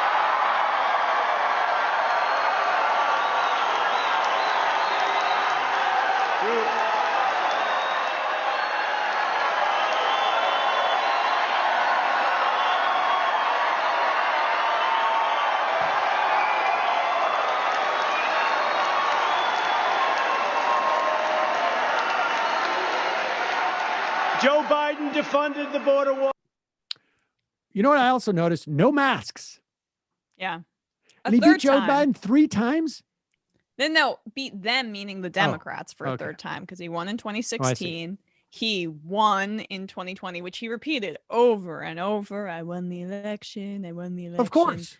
Right. And then he's saying that he might run for a third time, and the crowd like melts collectively. Their heads explode. Eyeballs just rolling all over the floor. They evaporate into mist and ascend into heaven. It's ecstasy, orgasms all over CPAC. Hell yeah. I mean, I think it'll be pretty funny if he does that. Like, he could win. Like, we've been ping-ponging back and forth between these two crappy political parties in our two-party system. Things are not getting better for people. 4 years later, they're gonna be like, oh, well, the swing voters, they're like, oh, we'll try the other guy. And the Democrats are going to keep on trying to impeach him. He's going to keep on doing various crimes. It's never going to work. And it's just going to be that way forever. I mean, I think he could definitely win the Republican primary. Oh, for sure. And I think he's the favorite if he runs, like sure, by multiple times over. 70% of Republican voters in a poll said that they would consider joining a new party started by Donald Trump. He has cast a spell. He's cast a spell over them. He did make it clear, though, that he wasn't going to start a third party. He said the Democrats would love him to start a third party because they would just be voting against each other, and they would split the vote and the Democrats would win, which is true. That is what third parties do. Particularly on the presidential level, it would be a guaranteed loss. But look, it's not hard to imagine. And of course, so much depends on what Joe Biden does. I think, so much depends on what Joe Biden does, and so much depends on what happens after, if there is a continued success, because they're having success in terms of the vaccination rollout. If there's continued success of the vaccination rollout and et cetera, et cetera. But if Joe Biden can't run or doesn't do well, and you got to go up against, it's Donald Trump versus Kamala Harris. Oh God.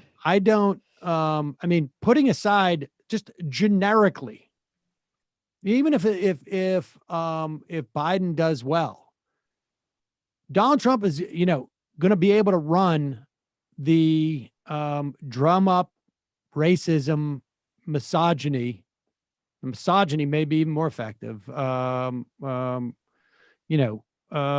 again. Now, I don't think that he would win, but it's not like, let's put it this way. I don't feel comfortable saying he would win or he would lose at that point. There's so many different factors. Who knows, even if he's able, if he's Versus Kamala Harris, that might be tight. She's a cold fish. She really has won 0 states in the primary. People, not even nobody likes her. She has no organic base. I mean, Joe Biden did pretty miserably too in every time he ran for president, except for the time he won. I mean, he did. Yeah, but I mean this, just aesthetically, Kamala Harris really does Biden is a person people like. Yeah, no, I got news for you. He got people to Joe vote Biden for him was in the primary. People did not like. Before he was vice president, people did not like him. He was,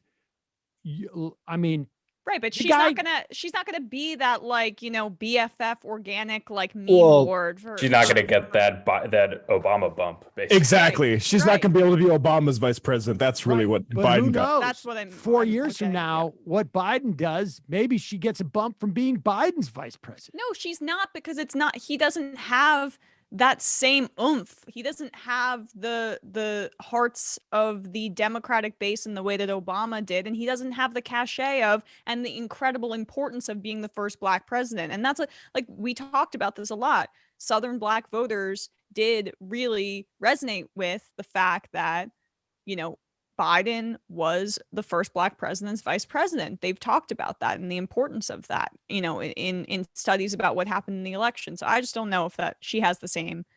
I don't know. Unless maybe Joe Biden will pass some transformative legislation to get us out of the COVID recession, and then everyone will love him like he's FDR. But I'm not going to hold my breath for that. Hey, I'll take that. If Biden does if Biden is FDR 2, I'll vote for Kamala in 4 years. Yeah. I mean, I think that's what I'm saying. I think a big part of this is going to be what Biden does and what it's perceived that he has done. Right. I mean, it's just lip service, but it's not nothing. His support of coming out for supporting the unionization in Alabama, and if the PRO Act would be great, cherry on top of that. Exactly. I mean, so much is going to be a function of how much of the filibuster reform are we going to see? What's going to be? They've got 2 more reconciliation bills. $1.9 trillion bill where none of it involves tax cuts, none of it involves massive lending backstop to corporations.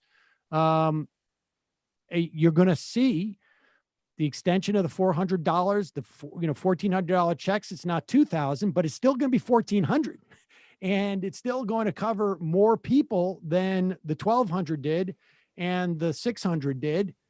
And we saw the impact of those checks, particularly the $1,200 one was pretty significant. And so, I think people are going to be bummed for a while. They didn't get the $2,000 check. It seems like a huge sort of a political failure, but it's not inconceivable to me that people are going to perceive Joe Biden as having brought them some material benefit.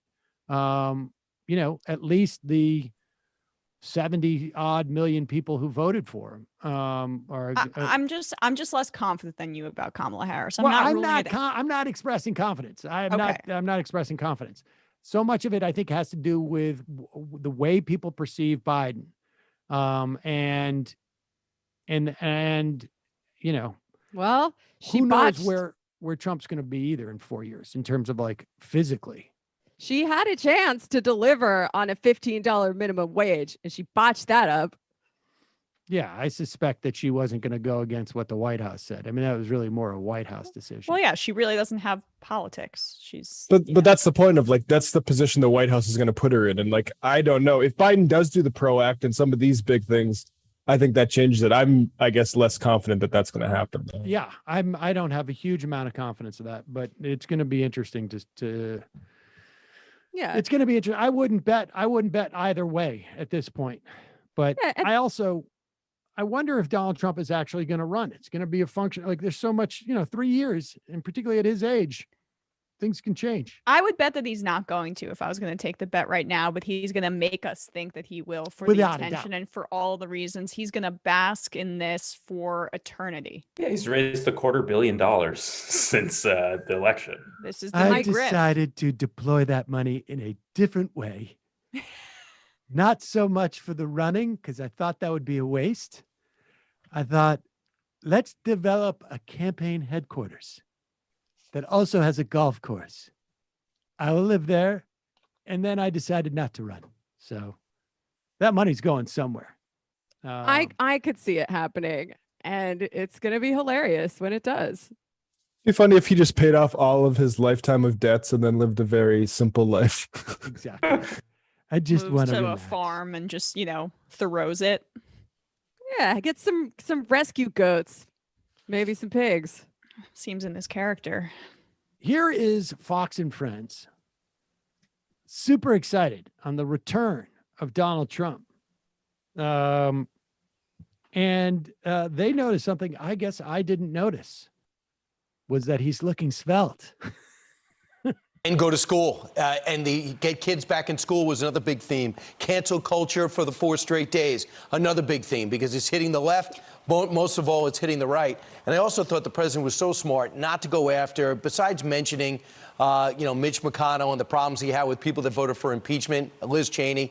He mentioned it and moved. He didn't focus on it because he knows, I think, and on every level, that if you break up the Republican Party, they have no shot of being successful, and that works against his interests, especially if he wants to run again, which, according to the Wall Street Journal today, aides have said he will not make a decision until after 2022. But I thought it was good. He looked happy.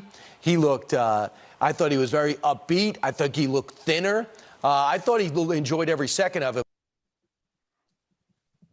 I didn't notice that he had slimmed down. Probably he was getting. He was probably been sitting. I mean, I can't imagine he's been actually on any type of regimen other than just sitting in Mar-a-Lago, just constantly eating his sorrows away. But there he is. They're trying to say that he's, not fanning the fire of the Republican Civil War. And he's not. I mean, I think, Mitt Romney told us the other day, that's over. The war is over. Oh, good to know. Yeah, I mean, that's very Bush of him, right? He's going to hang up a banner and say the war is over. Well, it's not. But the bottom line is the war is over. There are no real multiple factions of the Republican Party.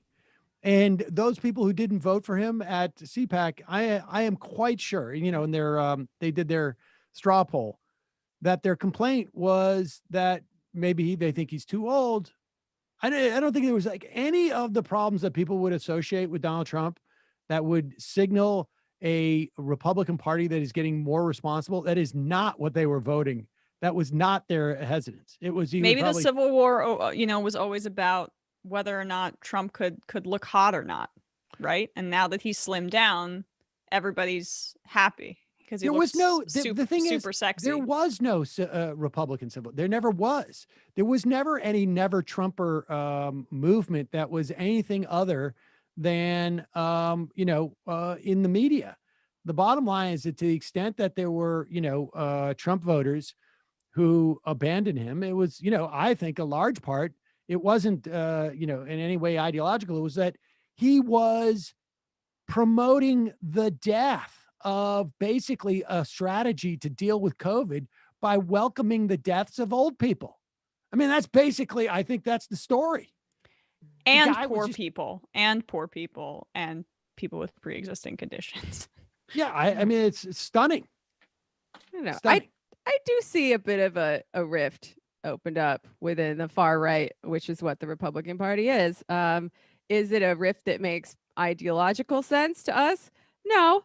Of course not. They all believe in essentially the same things, but it could be occurring on, many layers removed from anything real, as many things in our politics do. And, I think we should keep an eye on it.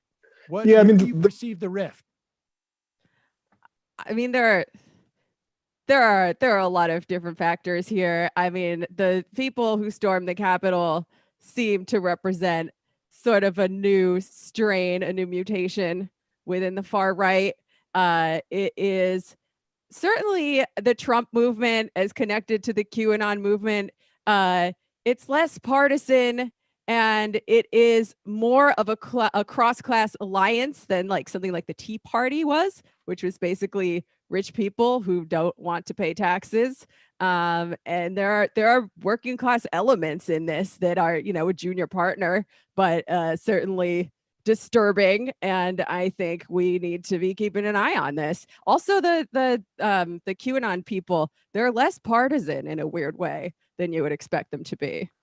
I think these are exactly the same people as the Tea Party people. I mean, that is what, I mean, to the extent that there is, you know, working class voters that were supporting Trump, I think a lot of them are Tea Party people. I mean, look, both parties brought out more people in this past election, right? I mean, there was 20 million new voters, maybe, I don't know, 15 million new voters.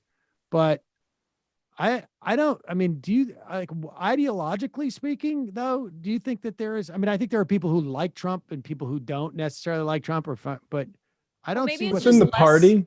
It's less ideological, I think, at this point, right? It's cultural. I mean, that's even more of the schism that we're seeing. Like, all they're the Tea talking about is Party's- cancel culture. It's cultural. And if you look at the class composition of the people who stormed the Capitol, as many people have been doing, you know, there are more working class elements than you might have initially expected there to be. But the primary base, I think, remains the petty bourgeoisie, who tend to freak out when we have an economic crisis, when we have the falling rate of profit. You know, they're being squeezed by the big bourgeoisie, and they're being squeezed by these COVID restrictions at the same time that, you know, they see a Democrat coming into office and they're like, oh, well, he might raise the minimum wage to $15 an hour, and that's bad for us too. And it causes them to freak out in a lot of reactionary ways. And we've seen this throughout history, and we're seeing it right now, of course, dovetailing with all these strains of nativism and racism that have existed in this country for a very long time. But is there, how about splits in the party though? Like the base is one thing, but like, what about the party itself? Do you see, like, I think the splits there is, it's basically like a war with reality, and the side of unreality is just massively a bigger caucus in the Republican Party. Like, so the Liz Cheney stuff that doesn't fly at all. And like, so it's not a war. It's just a fait accompli by these psychos. Right. That's my point. The war is over. There's no civil war. It's just like they already resolved it. It's over. And the people who have realized that are looking for a new host body, like the Lincoln Project, basically. Yes. Or the, you know, the Democratic that did not Party. work out so well. Yeah, I guess I'm talking more about a split in the movement and the base than within the party officials themselves. Well, they're authoritarian. The split is a lot less likely to reverberate for a long period of time. They'll unite behind the leader, whoever that may be, and they'll unite culturally as well, right? So, yeah, I mean, I think one interesting factor is when you're talking about Trump and fascism and the F word, saying, is Trump a fascist? Is Trump not a fascist? One factor throughout history that really needs to exist for a right populist or fascist movement is like social cohesion, right? And we don't have social cohesion in this country in the neoliberal era, but people have made a pretty convincing argument that whiteness serves as a kind of glue and a kind of social cohesion for the people in this movement. It sure seems like it. It sure seems like it. Yeah, and I think like you have to look at the social cohesion in terms of, you know, not to be too technological about it, given our guest today, but like the media technology and social media, that allows a sort of a simulation of cohesiveness, at least along messaging lines and propaganda lines, that it really affects attitudes. I mean, the drive to turnout in both parties is, I think, kind of indicative of that. Let's, apropos of this conversation, let's look at what happened to a clip from CPAC. There was a panel, and apparently people are getting canceled because they're talking about pedophilia. This according to this QAnon folk. This is Angela Stanton King. This is MLK's niece. MLK niece's goddaughter. Oh, MLK niece's goddaughter. Okay. Oh my okay. God, really There you go. stretching that connection there. Yeah, that's spoken to being one of those conservative values, being that freedom of speech. How are you dealing with people trying to go through Twitter and cancel you? Let's address it. So we know that in this election there were some things going on in regards to the conspiracy theories with Q, right? Yeah. And I think that me as a person, before I ever got into the conservative movement, I've always been an advocate, even if it's for abused children or whether it's for those people that are incarcerated. So I think that any allegations coming forward in regards to any type of abuse when it comes to children deserves to be investigated. It deserves to be made aware of. And I think that, once we find out, whether this is true or not, then we can move on, but we at least have to be able to address it. What's so right true? now, you guys may see out in the media a lot of people wanting to cancel me for addressing allegations of child abuse. You're talking to someone that is a survivor of sexual abuse. So that's something that I definitely take to heart. Yeah. We have to cancel the cancel culture, right? Cancel the cancel culture. Good play on words there. Very creative. Who cancels the cancelers? So what is it that we're not taking seriously? The idea that Democrats skin children alive and then eat them? Or what is it, like, honestly, like, what is the Q allegations that we're not paying attention to? Well, I mean, you should know because she's not referring to them specifically, Sam. So the fact that you don't know means that you probably are listening to the cancelers, right? You're probably in on it. How do you Yeah, or listen in to the on it. cancelers? I don't even hear it because they've already been canceled. Good point. I mean, Okay. does anybody have an idea like what the accusation are that we're not taking seriously? The specifically partisan one party is doing pedophile allegations that QAnon consists of, basically. The Democrats in Hollywood, and don't look at the Republicans are not implicated in this, and Trump is actually working maybe even with Joe Biden, a splinter of the QAnon people, to round all these celebrities and stuff up. Yeah, I mean, together. There's some QAnon people that think now that it's undeniable that Biden took office, that maybe Biden and Trump are working together. Oh shit. Well, isn't the QAnon thing that pretty much everyone is a blood drinking pedophile except for Donald Trump, like Democrats and Republicans? All of the elites, all in the deep state. Yeah, I mean, like Sam, you're saying that what are these specific allegations? Yeah. Were you expecting a follow-up at CPAC? I mean, I'd be curious to know what they are. I would love to. I would love to ask her what she, because apparently she's been canceled for mentioning these allegations. So what are those allegations? Let me uncancel you, please. I like that this logic that she's prescribing is pretty much the same logic following the allegations of voter fraud, where it's like, we think this exists. We should just find out if it does, and we're validated when people say we shouldn't look into it because that proves that there is something nefarious going on. Right. I mean, if the TrueAnon podcast is ever canceled, then we will really have a problem. I mean, yeah, Trump, by the way, we've had maybe enough of him, but Trump was dog whistling to QAnon throughout his CPAC speech too. So the call is coming from inside the house, or it's starting at the top. I mean, this is they need to go to cultural stuff to mystify the actual issues, right? Like this stuff is, and this is a timeless thing. I mean, I've been reading a little bit about the English Civil War, like where the levelers and ranters and all that stuff, and it ended up being this descending into these Catholic conspiracies, and I mean, literally there were actually some conspiracies with the papacy and stuff like that, but it got into cultural issues, right? Like that's how these things are mystified almost timelessly. Yeah, it's easier. It's also easier to deal with. It just becomes a cultural war, and you can really fight that culture war without actually having to do anything material whatsoever. And they've hit on the most emotional element. We've talked about this at length, but which is children being sexually abused. That's as intense as it gets in terms of the issue that they've deemed that they're fighting against, right? It gives them a sense of righteousness and of righteousness. Yeah, I mean, I think the true thing about QAnon is that it's noise added to signal, because there are powerful people that have been getting away with stuff like this for a long time. I mean, the Me Too movement is just an indication of that, but also Epstein and all that stuff. And I mean, I think it's just kind of blatant what that is. Yeah. I mean, some people think that QAnon is some sort of limited hangout, right? Some sort of op to distract people from the real conspiracies that have gone on, and who knows? Yeah. Well, that's like that's always been my my comment about Alex Jones.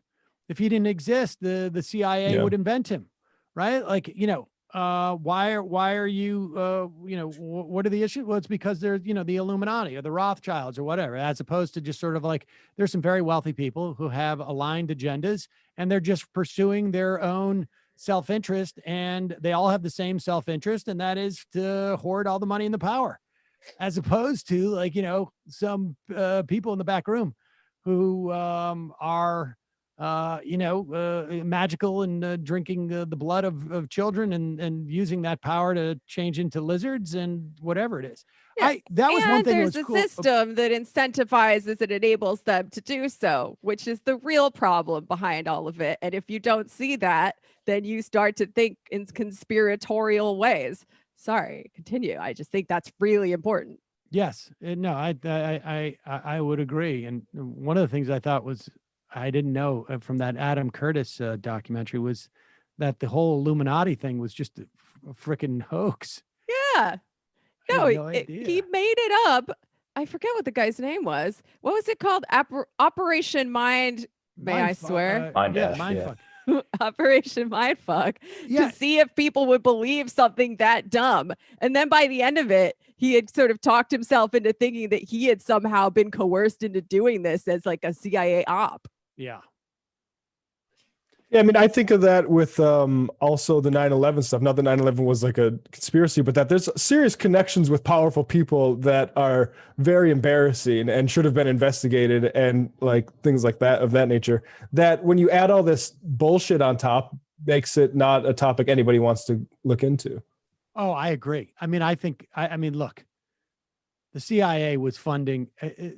There were too many. I don't know that there was anybody directing it, but there were relationships. I'm quite convinced that there were lower level relationships that enabled so much of this. Mm-hmm. From CIA relationships with bin Laden to allowing for money to be raised by heroin importation. I mean, there was just too many sort of like, I think relationships that existed amongst, overlapping groups of people. Here is, this is just a tweet that I think people would find fascinating. Just eventually, maybe we'll have this clip, but a reporter in the press briefing asked Jen Psaki if the White House is pushing harder for Neera Tanden than for $15 an hour minimum wage. And she said, that's mixing a few things kind of irresponsibly, if I'm just being totally honest. So it sounds like it hit the nerve. Oh, please, Jen, tell us how you really feel. I mean, I think that is very accurate. Yeah. That was from Jeff Stein, by the way. Oh my God. Good question. Yeah, I thought the whole thing was going to be like, I saw Matt Brunig, I think, was talking about maybe Neera was going to be sort of symbolically martyred and not allowed in. And then that would let Manchin, support some things we actually want. And if it's the opposite, that's very frustrating, I would say. I mean, I wouldn't be surprised if they, she goes down in flames. Like, I don't know how much they're actually going to leverage beyond sort of what they're saying publicly. And they may want to keep this hanging out there as they get other people approved. right? I mean, because if you tell her to pull her confirmation, now they just move on to the next target. Keep her out there for a while. I don't know. So maybe it's on progressives to be like, oh no, we love Neera Tanden. Oh, well, if you don't confirm her, you got to give us something, right? Exactly, A little consolation prize, make us feel better. I wonder if they would actually fall for that. Well, I doubt it because they don't really care what progressives think. So I don't know. I mean, I think that Biden's statement, I think he would have been happy not to give that statement. I mean, I think like, I don't know that they're doing it for progressives, but I mean, if they were really sort of like on it in the White House, they would have done that 3 weeks ago. But I think there was enough of an outcry and enough of holding Biden to his feet. Like, I can't tell where the administration is, but like they came out pretty strong, and I'm quite convinced it was a function of, at the very least, progressives raising that issue. I mean, I think there's certain things that they're inclined to do and certain things they're not inclined to do. And then I think, there are subsets of those things that are a function of how much they're getting pushed. Some things, there's nothing we can push them on. There's some things they were getting pushed by even Chuck Schumer on the minimum. I mean, not the minimum wage, on student debt, and they haven't done anything. So I know. Brendan has that clip if you want to play it, but we don't need to. I don't know why. We already said the quote, but we can play it. We'll play it tomorrow. I want to play this. This clip. Kristi Noem, governor of South Dakota. And there's 2 points to make here. This is her at CPAC. She's being asked about the death rates in South Dakota. There's 2 points to be made here about the death rates in South Dakota.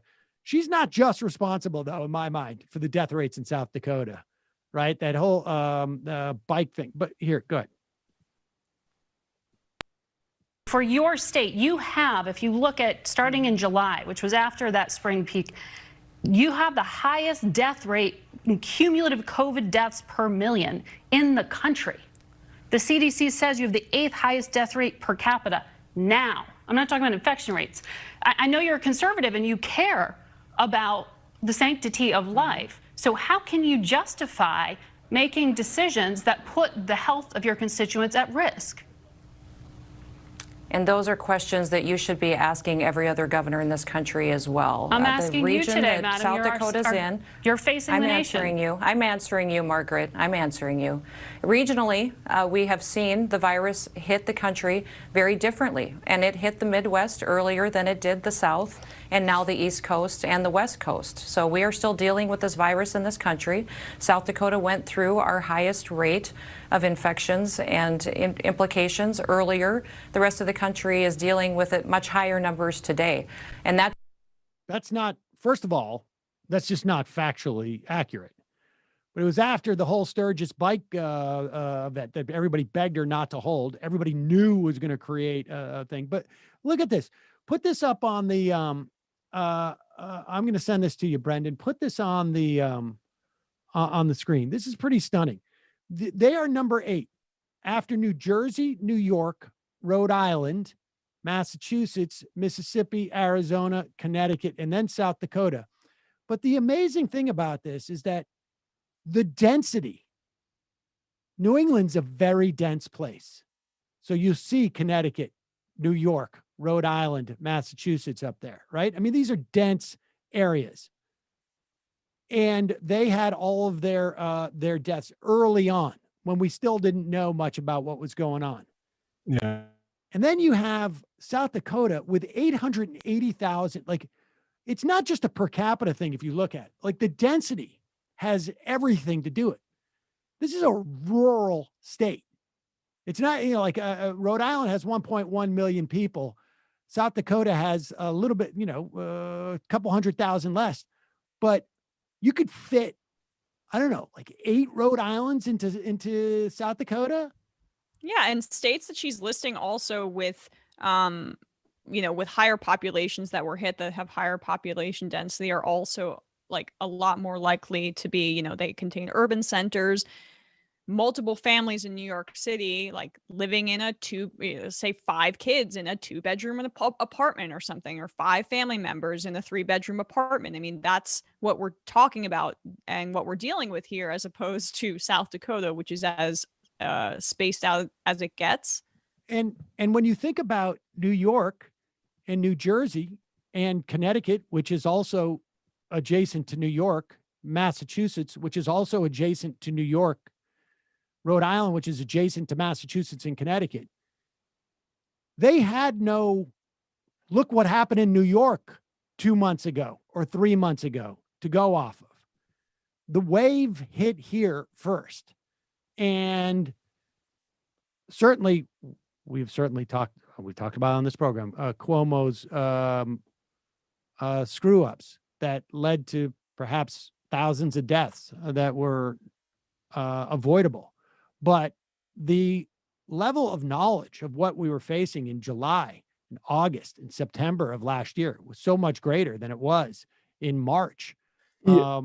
Yeah, I just want to say what happened, because I went to North Dakota in June to visit family, because frankly, coronavirus had never even hit there at that point. What Noam is talking about is that was the Midwest's first wave, and it came right after the Sturgis rally and 4th of July, because people frankly didn't think it was going to even come to the Midwest, and then it did. So like, God forbid that they actually get the second wave, because I'm concerned that they're just behind schedule, because that, I mean, would make sense with how this transmits. So I'm hoping that they're lucky and they only have that one bad wave after the Sturgis thing, but they could very well have it be, get it, their second wave if, in the next few months. So I don't know.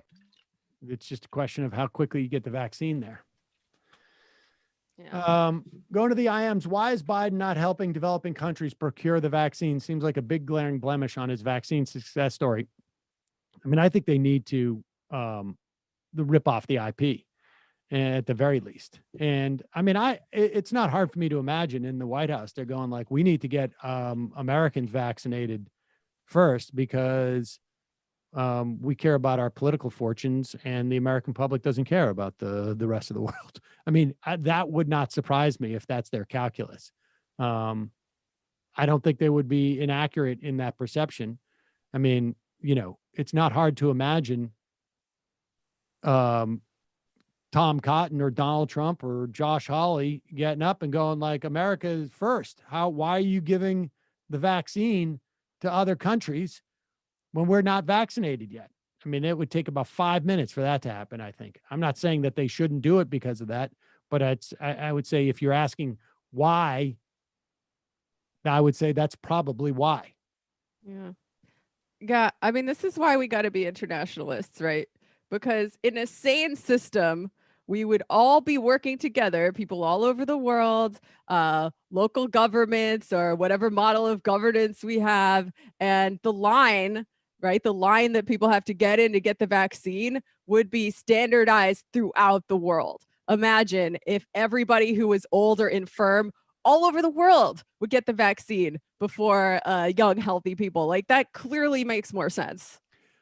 And the problem is that we now know that when you allow the vaccine, the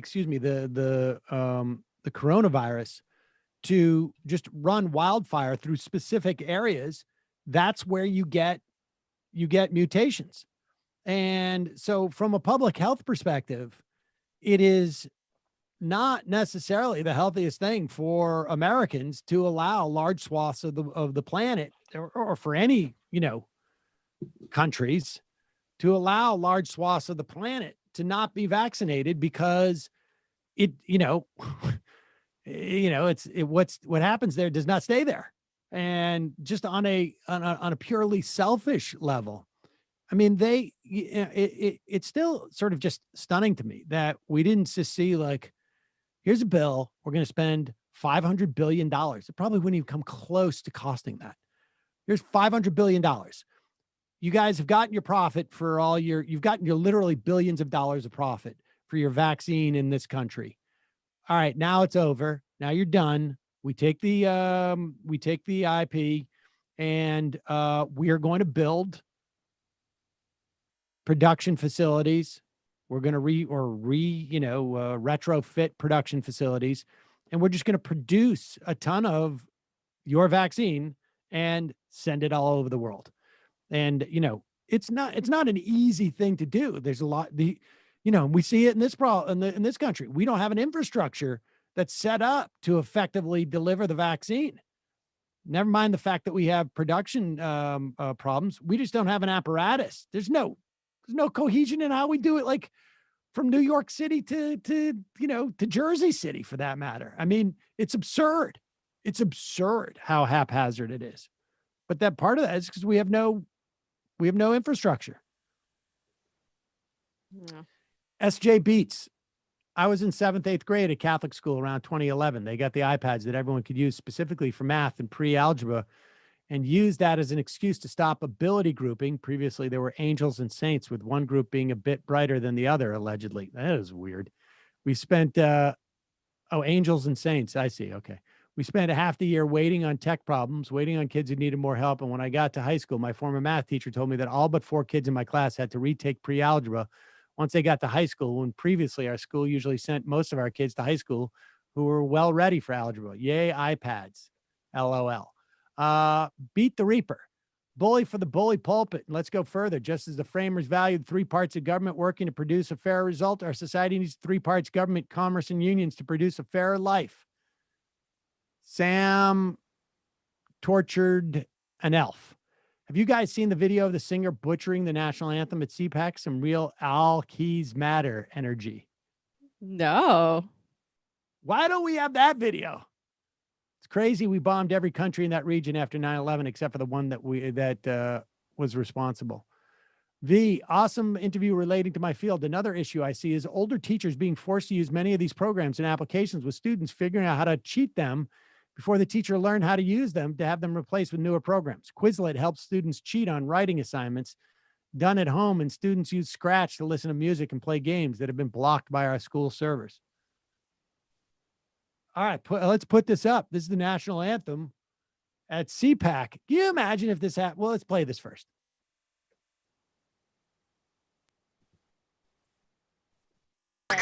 Under God, indivisible, with liberty and justice for all.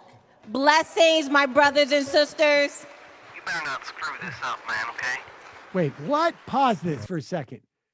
Is that, what is that audio that we're hearing? That's somebody overdubbed that. That's fake.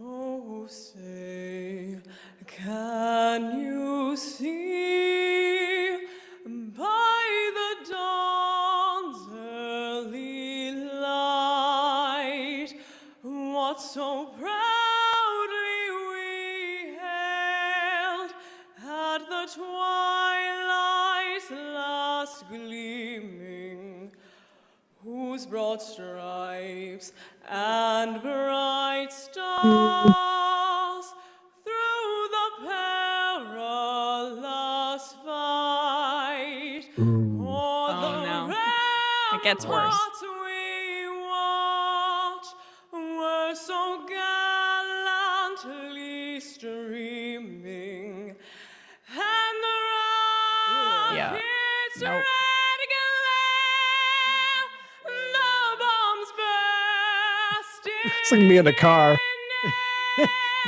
Gave proof through the night that our Confident though. Yeah. was still there. Ooh. Jeez. Oh, say does that star-spangled banner yet wave o'er the land of the free? Her eyes. Go get it. And the home of the brave. It's like a Rush song. You know, what's amazing about this, and I listen, I have tremendous amount of sympathy. I am told, honestly, at birthday parties, my kids tell me, please don't sing. you're ruining it. Like even in a group of people. But I don't know if anybody remembers this, but Roseanne Barr sang the national anthem. I don't know when this was, 10, 15 years ago. Like at a baseball game. At a baseball game. And she, I guess was off key or whatever.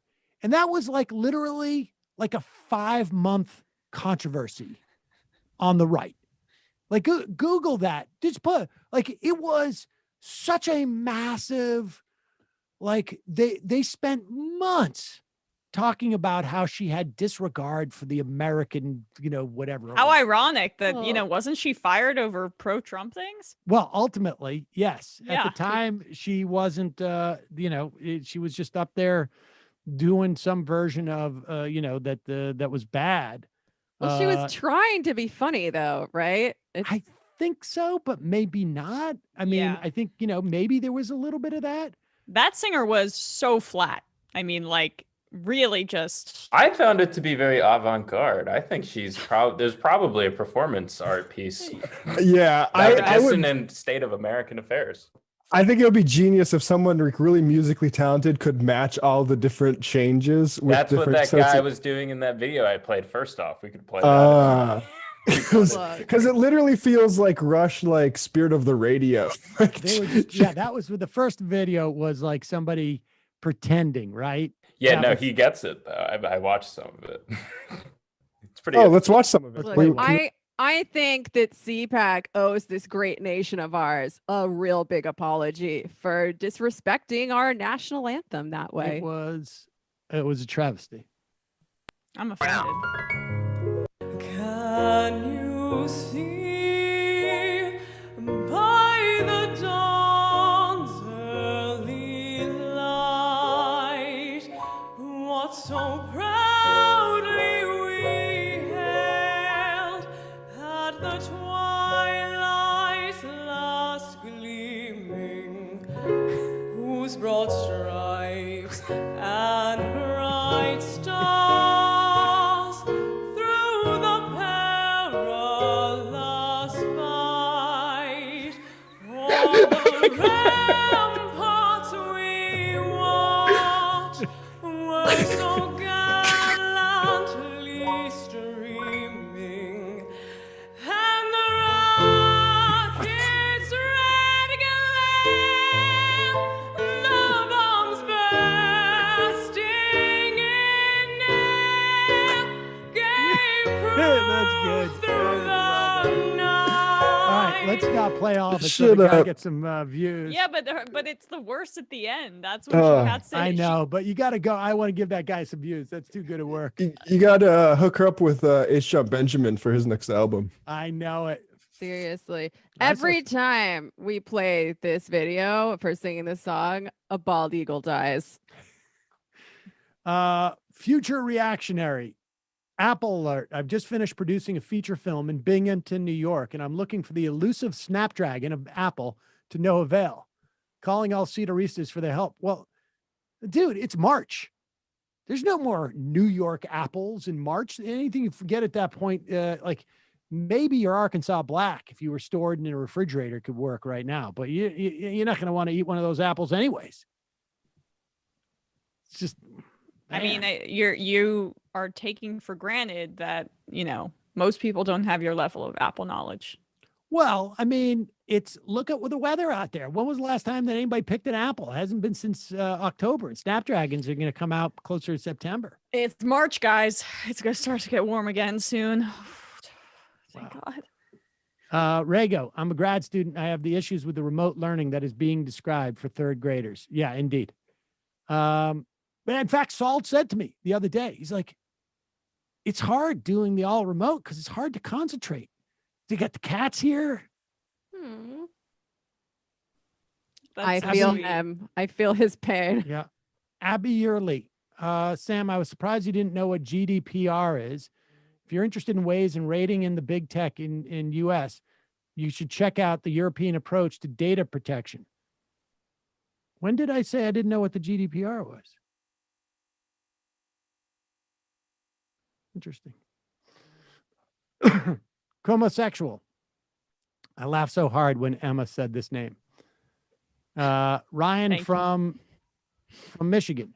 Even when they do add new programs or funding, they underfund them so they can point to how horrible they function. If they're not going to do a minimum wage, student loan forgiveness, or $2,000 checks after talking about it, then bomb Syria. It's clear they're not a different party than they were 4, 8, 12 years ago. Well, $1,400 checks is different. I mean, I just don't think that you're right about that. If nothing changes, they're losing on 2024. I do think you're right about that. But it is, I mean, I'm sorry, it is a different party than it was 12 years ago. The Democrats don't do anything substantive to the people. When the GOP is going to run on fake populism again, they'll win. They might. I mean, but let's be clear. The Republicans, when they were in the driver's seat, passed a much smaller bill. They wouldn't have passed a new bill now.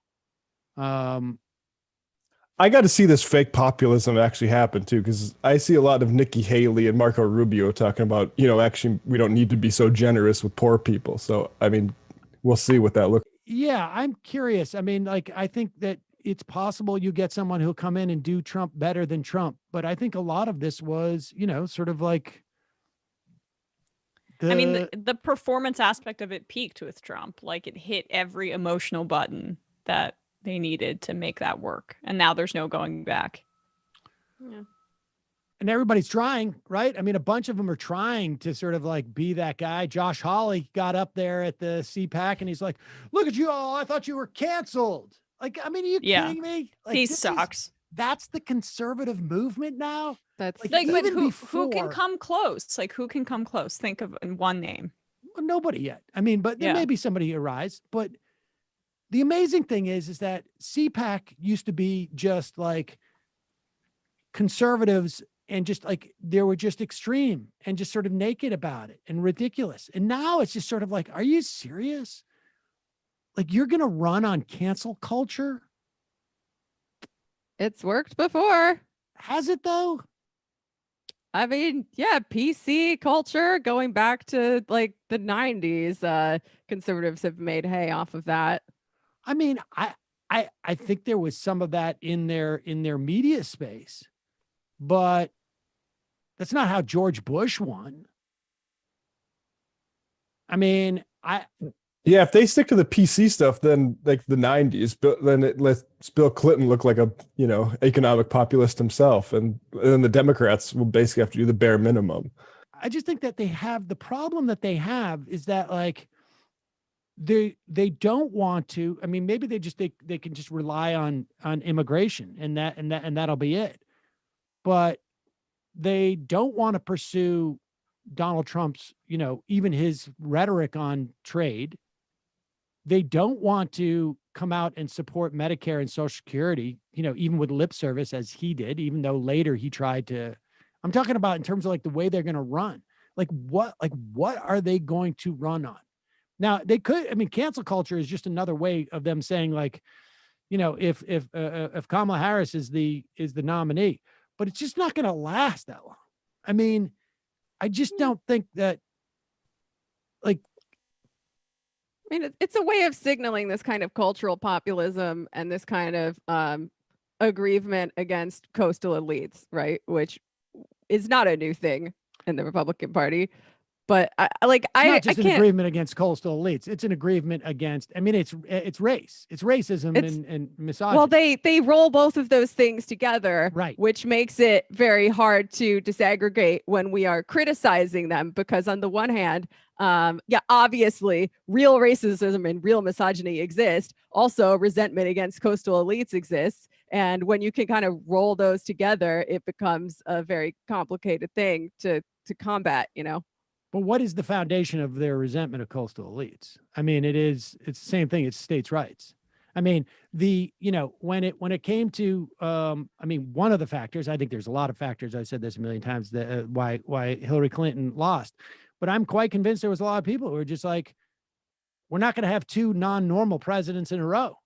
We gave you the black guy, but we're not doing two non-normal presidents. We're not going to have a woman really after the black guy. You don't think that there is a real element of smugness on the part of liberals in blue states that doesn't feed into this phenomenon somewhat? Like you've talked to. Of course there is. Of course there is. A smugness. Of course, without a doubt. And but if you didn't have the smugness of, hey, you're being racist, or hey, you're being misogynistic. If it was just like, I mean, there's always like a rural, urban thing too. Like, here comes the country bumpkin. And yeah, that's really what it is, just nationally. And yeah, and then it goes both ways. I mean, if you go to a rural area and you go up there, they're going to call you a cidiot. I mean, it goes both ways. It just so happens that the cidiots have more access to the media. Because cultural hegemony. Yeah. And this is, and this is an old story. This is not new though, right? I mean, that's what I'm saying. Rural divide has been there. And it's just like I don't know if that's enough in and of itself to run. Like, usually they need like at least some measure of politics. And I think part of the problem was like, they got the tax cuts. They completely obliterated all of their talking points about, economic responsibility and blah, blah, blah. Like even the way that they went against this $1.9 trillion COVID relief bill. There were like vague protestations that it seems excessive. Like, but that was it. They don't even have a pretend message anymore. That's what's amazing about this era. There's not even a pretend message. China is going to be the next thing. It could be xenophobia. They're going to be in a xenophobia arms race. I mean, we saw the ad that Joe Biden put out about how he's going to get tough on China. We are also seeing some very bad policy around immigration. The Biden administration has already broken some of its promises. Now, are voters going to care? I don't know. But it's on the left to continue pointing this out and to, without a doubt, keep the pressure on. And I don't think Biden's going to enjoy the same kind of honeymoon period that Obama did, because it's not even just the anti-capitalist left that hates him at this point. Like, just regular left liberal stuff, he's also going back on. So, yes, the China thing is his popularity ratings are massive right now. But yes, I think, there are some things on immigration that he has broken. There are some things that have been more positive. And I think that's across the board. And I think we're going to get a better sense, once we get past this COVID relief bill, there's going to be more scrutiny on all those things. I just think the China thing is just something I want the left to watch out for, because it's something I could not give a shit if Biden is tough on China in the traditional sense, right, or whatever. But that's something that is percolating right now in right-wing circles, and it's going to be the new flavor of nationalism, xenophobia, whatever. I think that's really going to be their main talking point against him, in order to also kind of renew some of what Donald Trump was talking about with jobs being shipped away to China, taking away your jobs in the center of the country. That's going to be the new avenue for Republicans. It's going to be interesting if he can do that in the face of, and a lot of it depends on if come September and you've got 70% vaccination rate and the economy opens up, there's going to be a lot of pent up demand.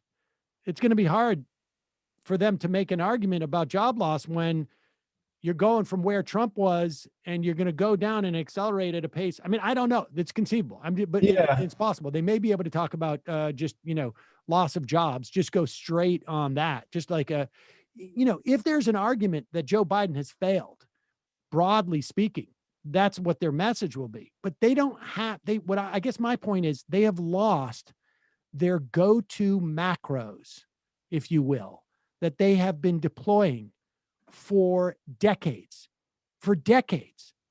And on some level, it's like they're, usually the Democrats will be like, well, we're reacting to this force of we need to go into austerity because we can, this is what Obama was arguing. Like, I can't explain to the country right now why we shouldn't be belt tightening. And I'm not going to expend political capital on that.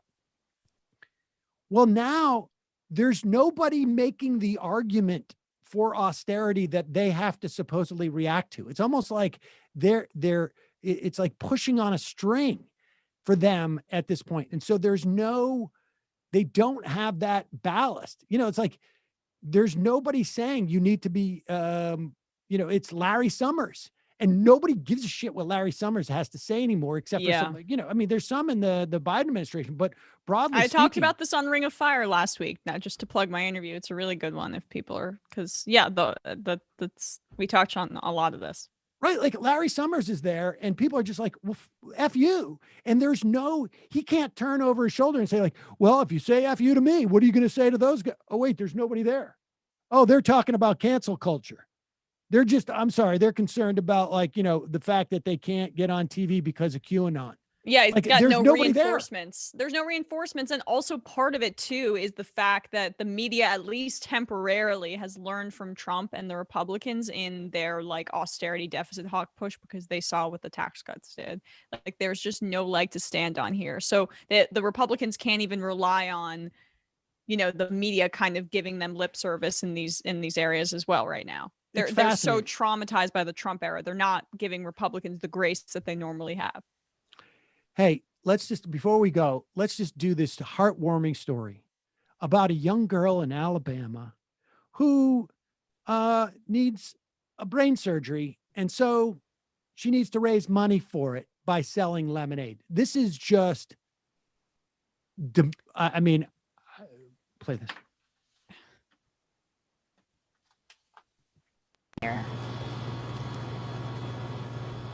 Good evening. Savage's Bakery is co-owned by a father and daughter, and now 7-year-old Liza is behind the counter. Today, she shared with me the story behind each glass of lemonade that's sold and the impact it has on her week ahead.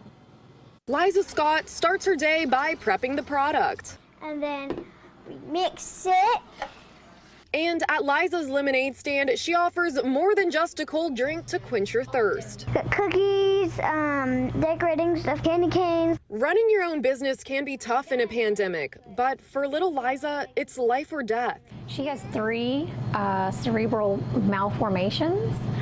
One is what they call a schizencephaly, so it's a cleft in the frontal lobe on the right side of her brain that they believe is causing most of the seizures. Elizabeth Scott says her daughter started having seizures less than a month ago. Our world has been turned upside down very quickly. In 1 week, the two will fly out to Boston Children's Hospital for the first of a series of brain surgeries. I can't handle it. So I hope I make it, and my mom keeps saying I'm going to, but I feel like I'm not. Liza's mom says she's still processing this reality and leaning on her faith to get through it. In the moments when I feel like I can't breathe or awake in the night and I can't sleep, I pray. I'm on my hands and knees, literally praying. All of the money from Liza's lemonade stand will help cover medical costs. The Homewood community wasted no time in showing their support. While we were shooting interviews, a customer read Liza's story and immediately pulled out his wallet. Thank you. $100. She's very sweet. I can tell it. I want to help. Scott has gotten additional insurance to help cover the medical bills, but with travel and hotel costs, this surgery is already upwards of $10,000 out of pocket. And as a single mom, I'm the financial supporter of both my children, so this is not something you can budget for. When life hands you lemons. She makes amazing lemonade. Jesus Christ, that's like an... the framing on that local news story is it's obscene. Like I can't even put it into words. It's a horror show. And when she said she didn't know if she doesn't think she's gonna make it. The little girl, the 7-year-old girl said, "My mom says I'm gonna be okay, but I don't think I'm gonna make it." Like, should be playing with friends, not prepping a lemonade stand. Listen, the mom can decide, like, maybe it makes the kid feel good to sell lemonade and it gives her something to do. And like, I don't want to judge that aspect of it. Like, and they're out of pocket $10,000. They've raised $6,000 and they're getting, what is demented about this thing is not like, like, I don't know. It's possible that I could be sitting there with my kid and my kid's going to go, and this is a way to get her, like, not thinking about it, feel like she has some impact on it. And that's all well and good. The idea that this is being framed as a heartwarming story, that they need to raise money so that this kid can get, and they can pay for it and not go bankrupt. And God knows how much that extra insurance the mom bought costs, that they need to raise money, that this is a heartwarming tale of them raising money, as opposed to maybe a heartwarming tale of how a mom is helping a 7-year-old girl deal with the emotional challenges of going for brain surgery. That it's journalistic malpractice. It's, to not make it about the system. It's society. It's societal malpractice. Yeah, but I mean, you can expect a tiny bit more from a local news story on this absolute travesty, this heartbreaking story. You can expect them to be a little reflective about the systems that put this in place, because people watch that and then they get that kind of reinforcement that, like, oh, wow, look at how sweet the community coming together here. Well, that might be political, though, right? People don't want to watch that on the local news. The news is neutral. This kind of story, that's not bloated with ideology. But if they started to examine the system, that would be political. Yeah, I mean, I don't know, nothing. I mean, I know people don't watch local news for those things. I get it. It's whatever. If it bleeds, it leads. We're going to do, sweet stories about kids and dogs. I get that that's what that is. But I'm sorry. I expect a little bit more when you have that put in front of you, something that's happening in your community. You have to at least include a sentence of systemic critique. I'm not going to expect, that little of things. Yeah, well, I think you're right not to expect it, but I also think, like, this, I see this stuff all the time. Right. This is like a tried and true genre. It's like, exactly, that's the problem. Boilerplate. I know, but this was the most egregious one I've Channel seen. 6 and Podunk, whatever, excuse my my coastal elitism. But the problem is that it's being framed as the story that sells. Like, we see the story every 3 weeks, and maybe it's CBS or NBC or, local or whatever it is. And yeah, I wrote an op-ed about a similar story when I was writing for The Guardian, actually. This time it was a little girl selling lemonade to pay for her mom's cancer treatment. And that was framed as a heartwarming thing. Oh, I'm selling lemonade so my mom doesn't die. I don't know who owns this local news station, but we know that they're all bought up by these right-wing groups and these media conglomerates that are interested in there being zero systemic critique here. So, like, I think there's a little bit more to... Oh, that's, more yeah, than exactly. meets the eye. Yeah. That's my classic point was Chomsky. That these stories are political. Obviously, this framing is political. It's presented as not being political because they don't want you to notice. But there's a really good episode of Citations Needed recently, actually, where they go over exactly this phenomenon and how it's used to enforce just really bad capitalist hegemonic ideology on people without them even noticing that that's what's happening. all right, we're going to do half a dozen IMs, then we'll get out of here. Morella, Walter Block, was a professor at Loyola University in New Orleans, next door to Tulane, where I was working at the time. That's right. It was Loyola. It wasn't George Mason. I would have known. I would have been aware of that at the time. It was at Loyola. So George Mason picked him up after after I ruined his tenure track at Loyola. I'm joking. I didn't know that. The illustrious Stephen Moore also went to George Mason University for his master's. Moore does not have a PhD in economics. South Dakota progressive. Nome went on Face the May. Okay, when talking about Nome, don't forget that Smithfield outbreak was in May of 2020. Interesting. Science people want pain enacted. Want DPAIN, I don't know. Want DPA enacted. Okay. Hopefully people who don't trust the vaccine because it's newer mRNA tech will be more willing to take the Johnson & Johnson vaccine. I know a few personally and encourage them to take whatever vaccine they prefer. Also, that vaccine is in trials to see if a second dose increases efficacy. Moderna and Pfizer are currently testing vaccines against newer, more virulent strains expected to come out in 6 months plus.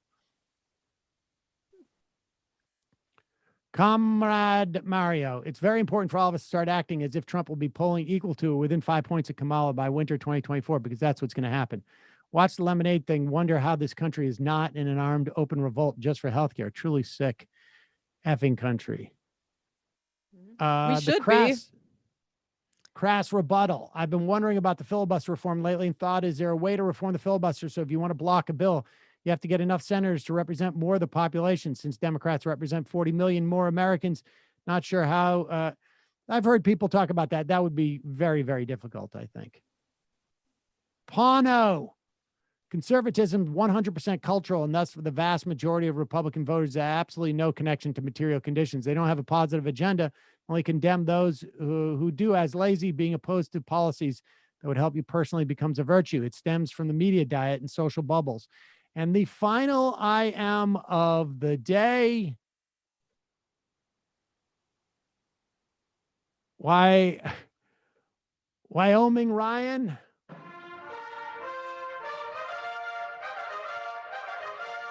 I think the problem with Roseanne was that she grabbed her junk and spit right after the song. Nice. Well, that would have added to the performance in CPAC. Jamie, Emma, Brendan, Matt, good job today. See you guys tomorrow. It might take all the strength I got to get to where I want, but I know somehow I'm gonna get there. I wasn't looking when I just got caught between the truth and the light bar. But finding out won't make me feel any better. Yeah, I know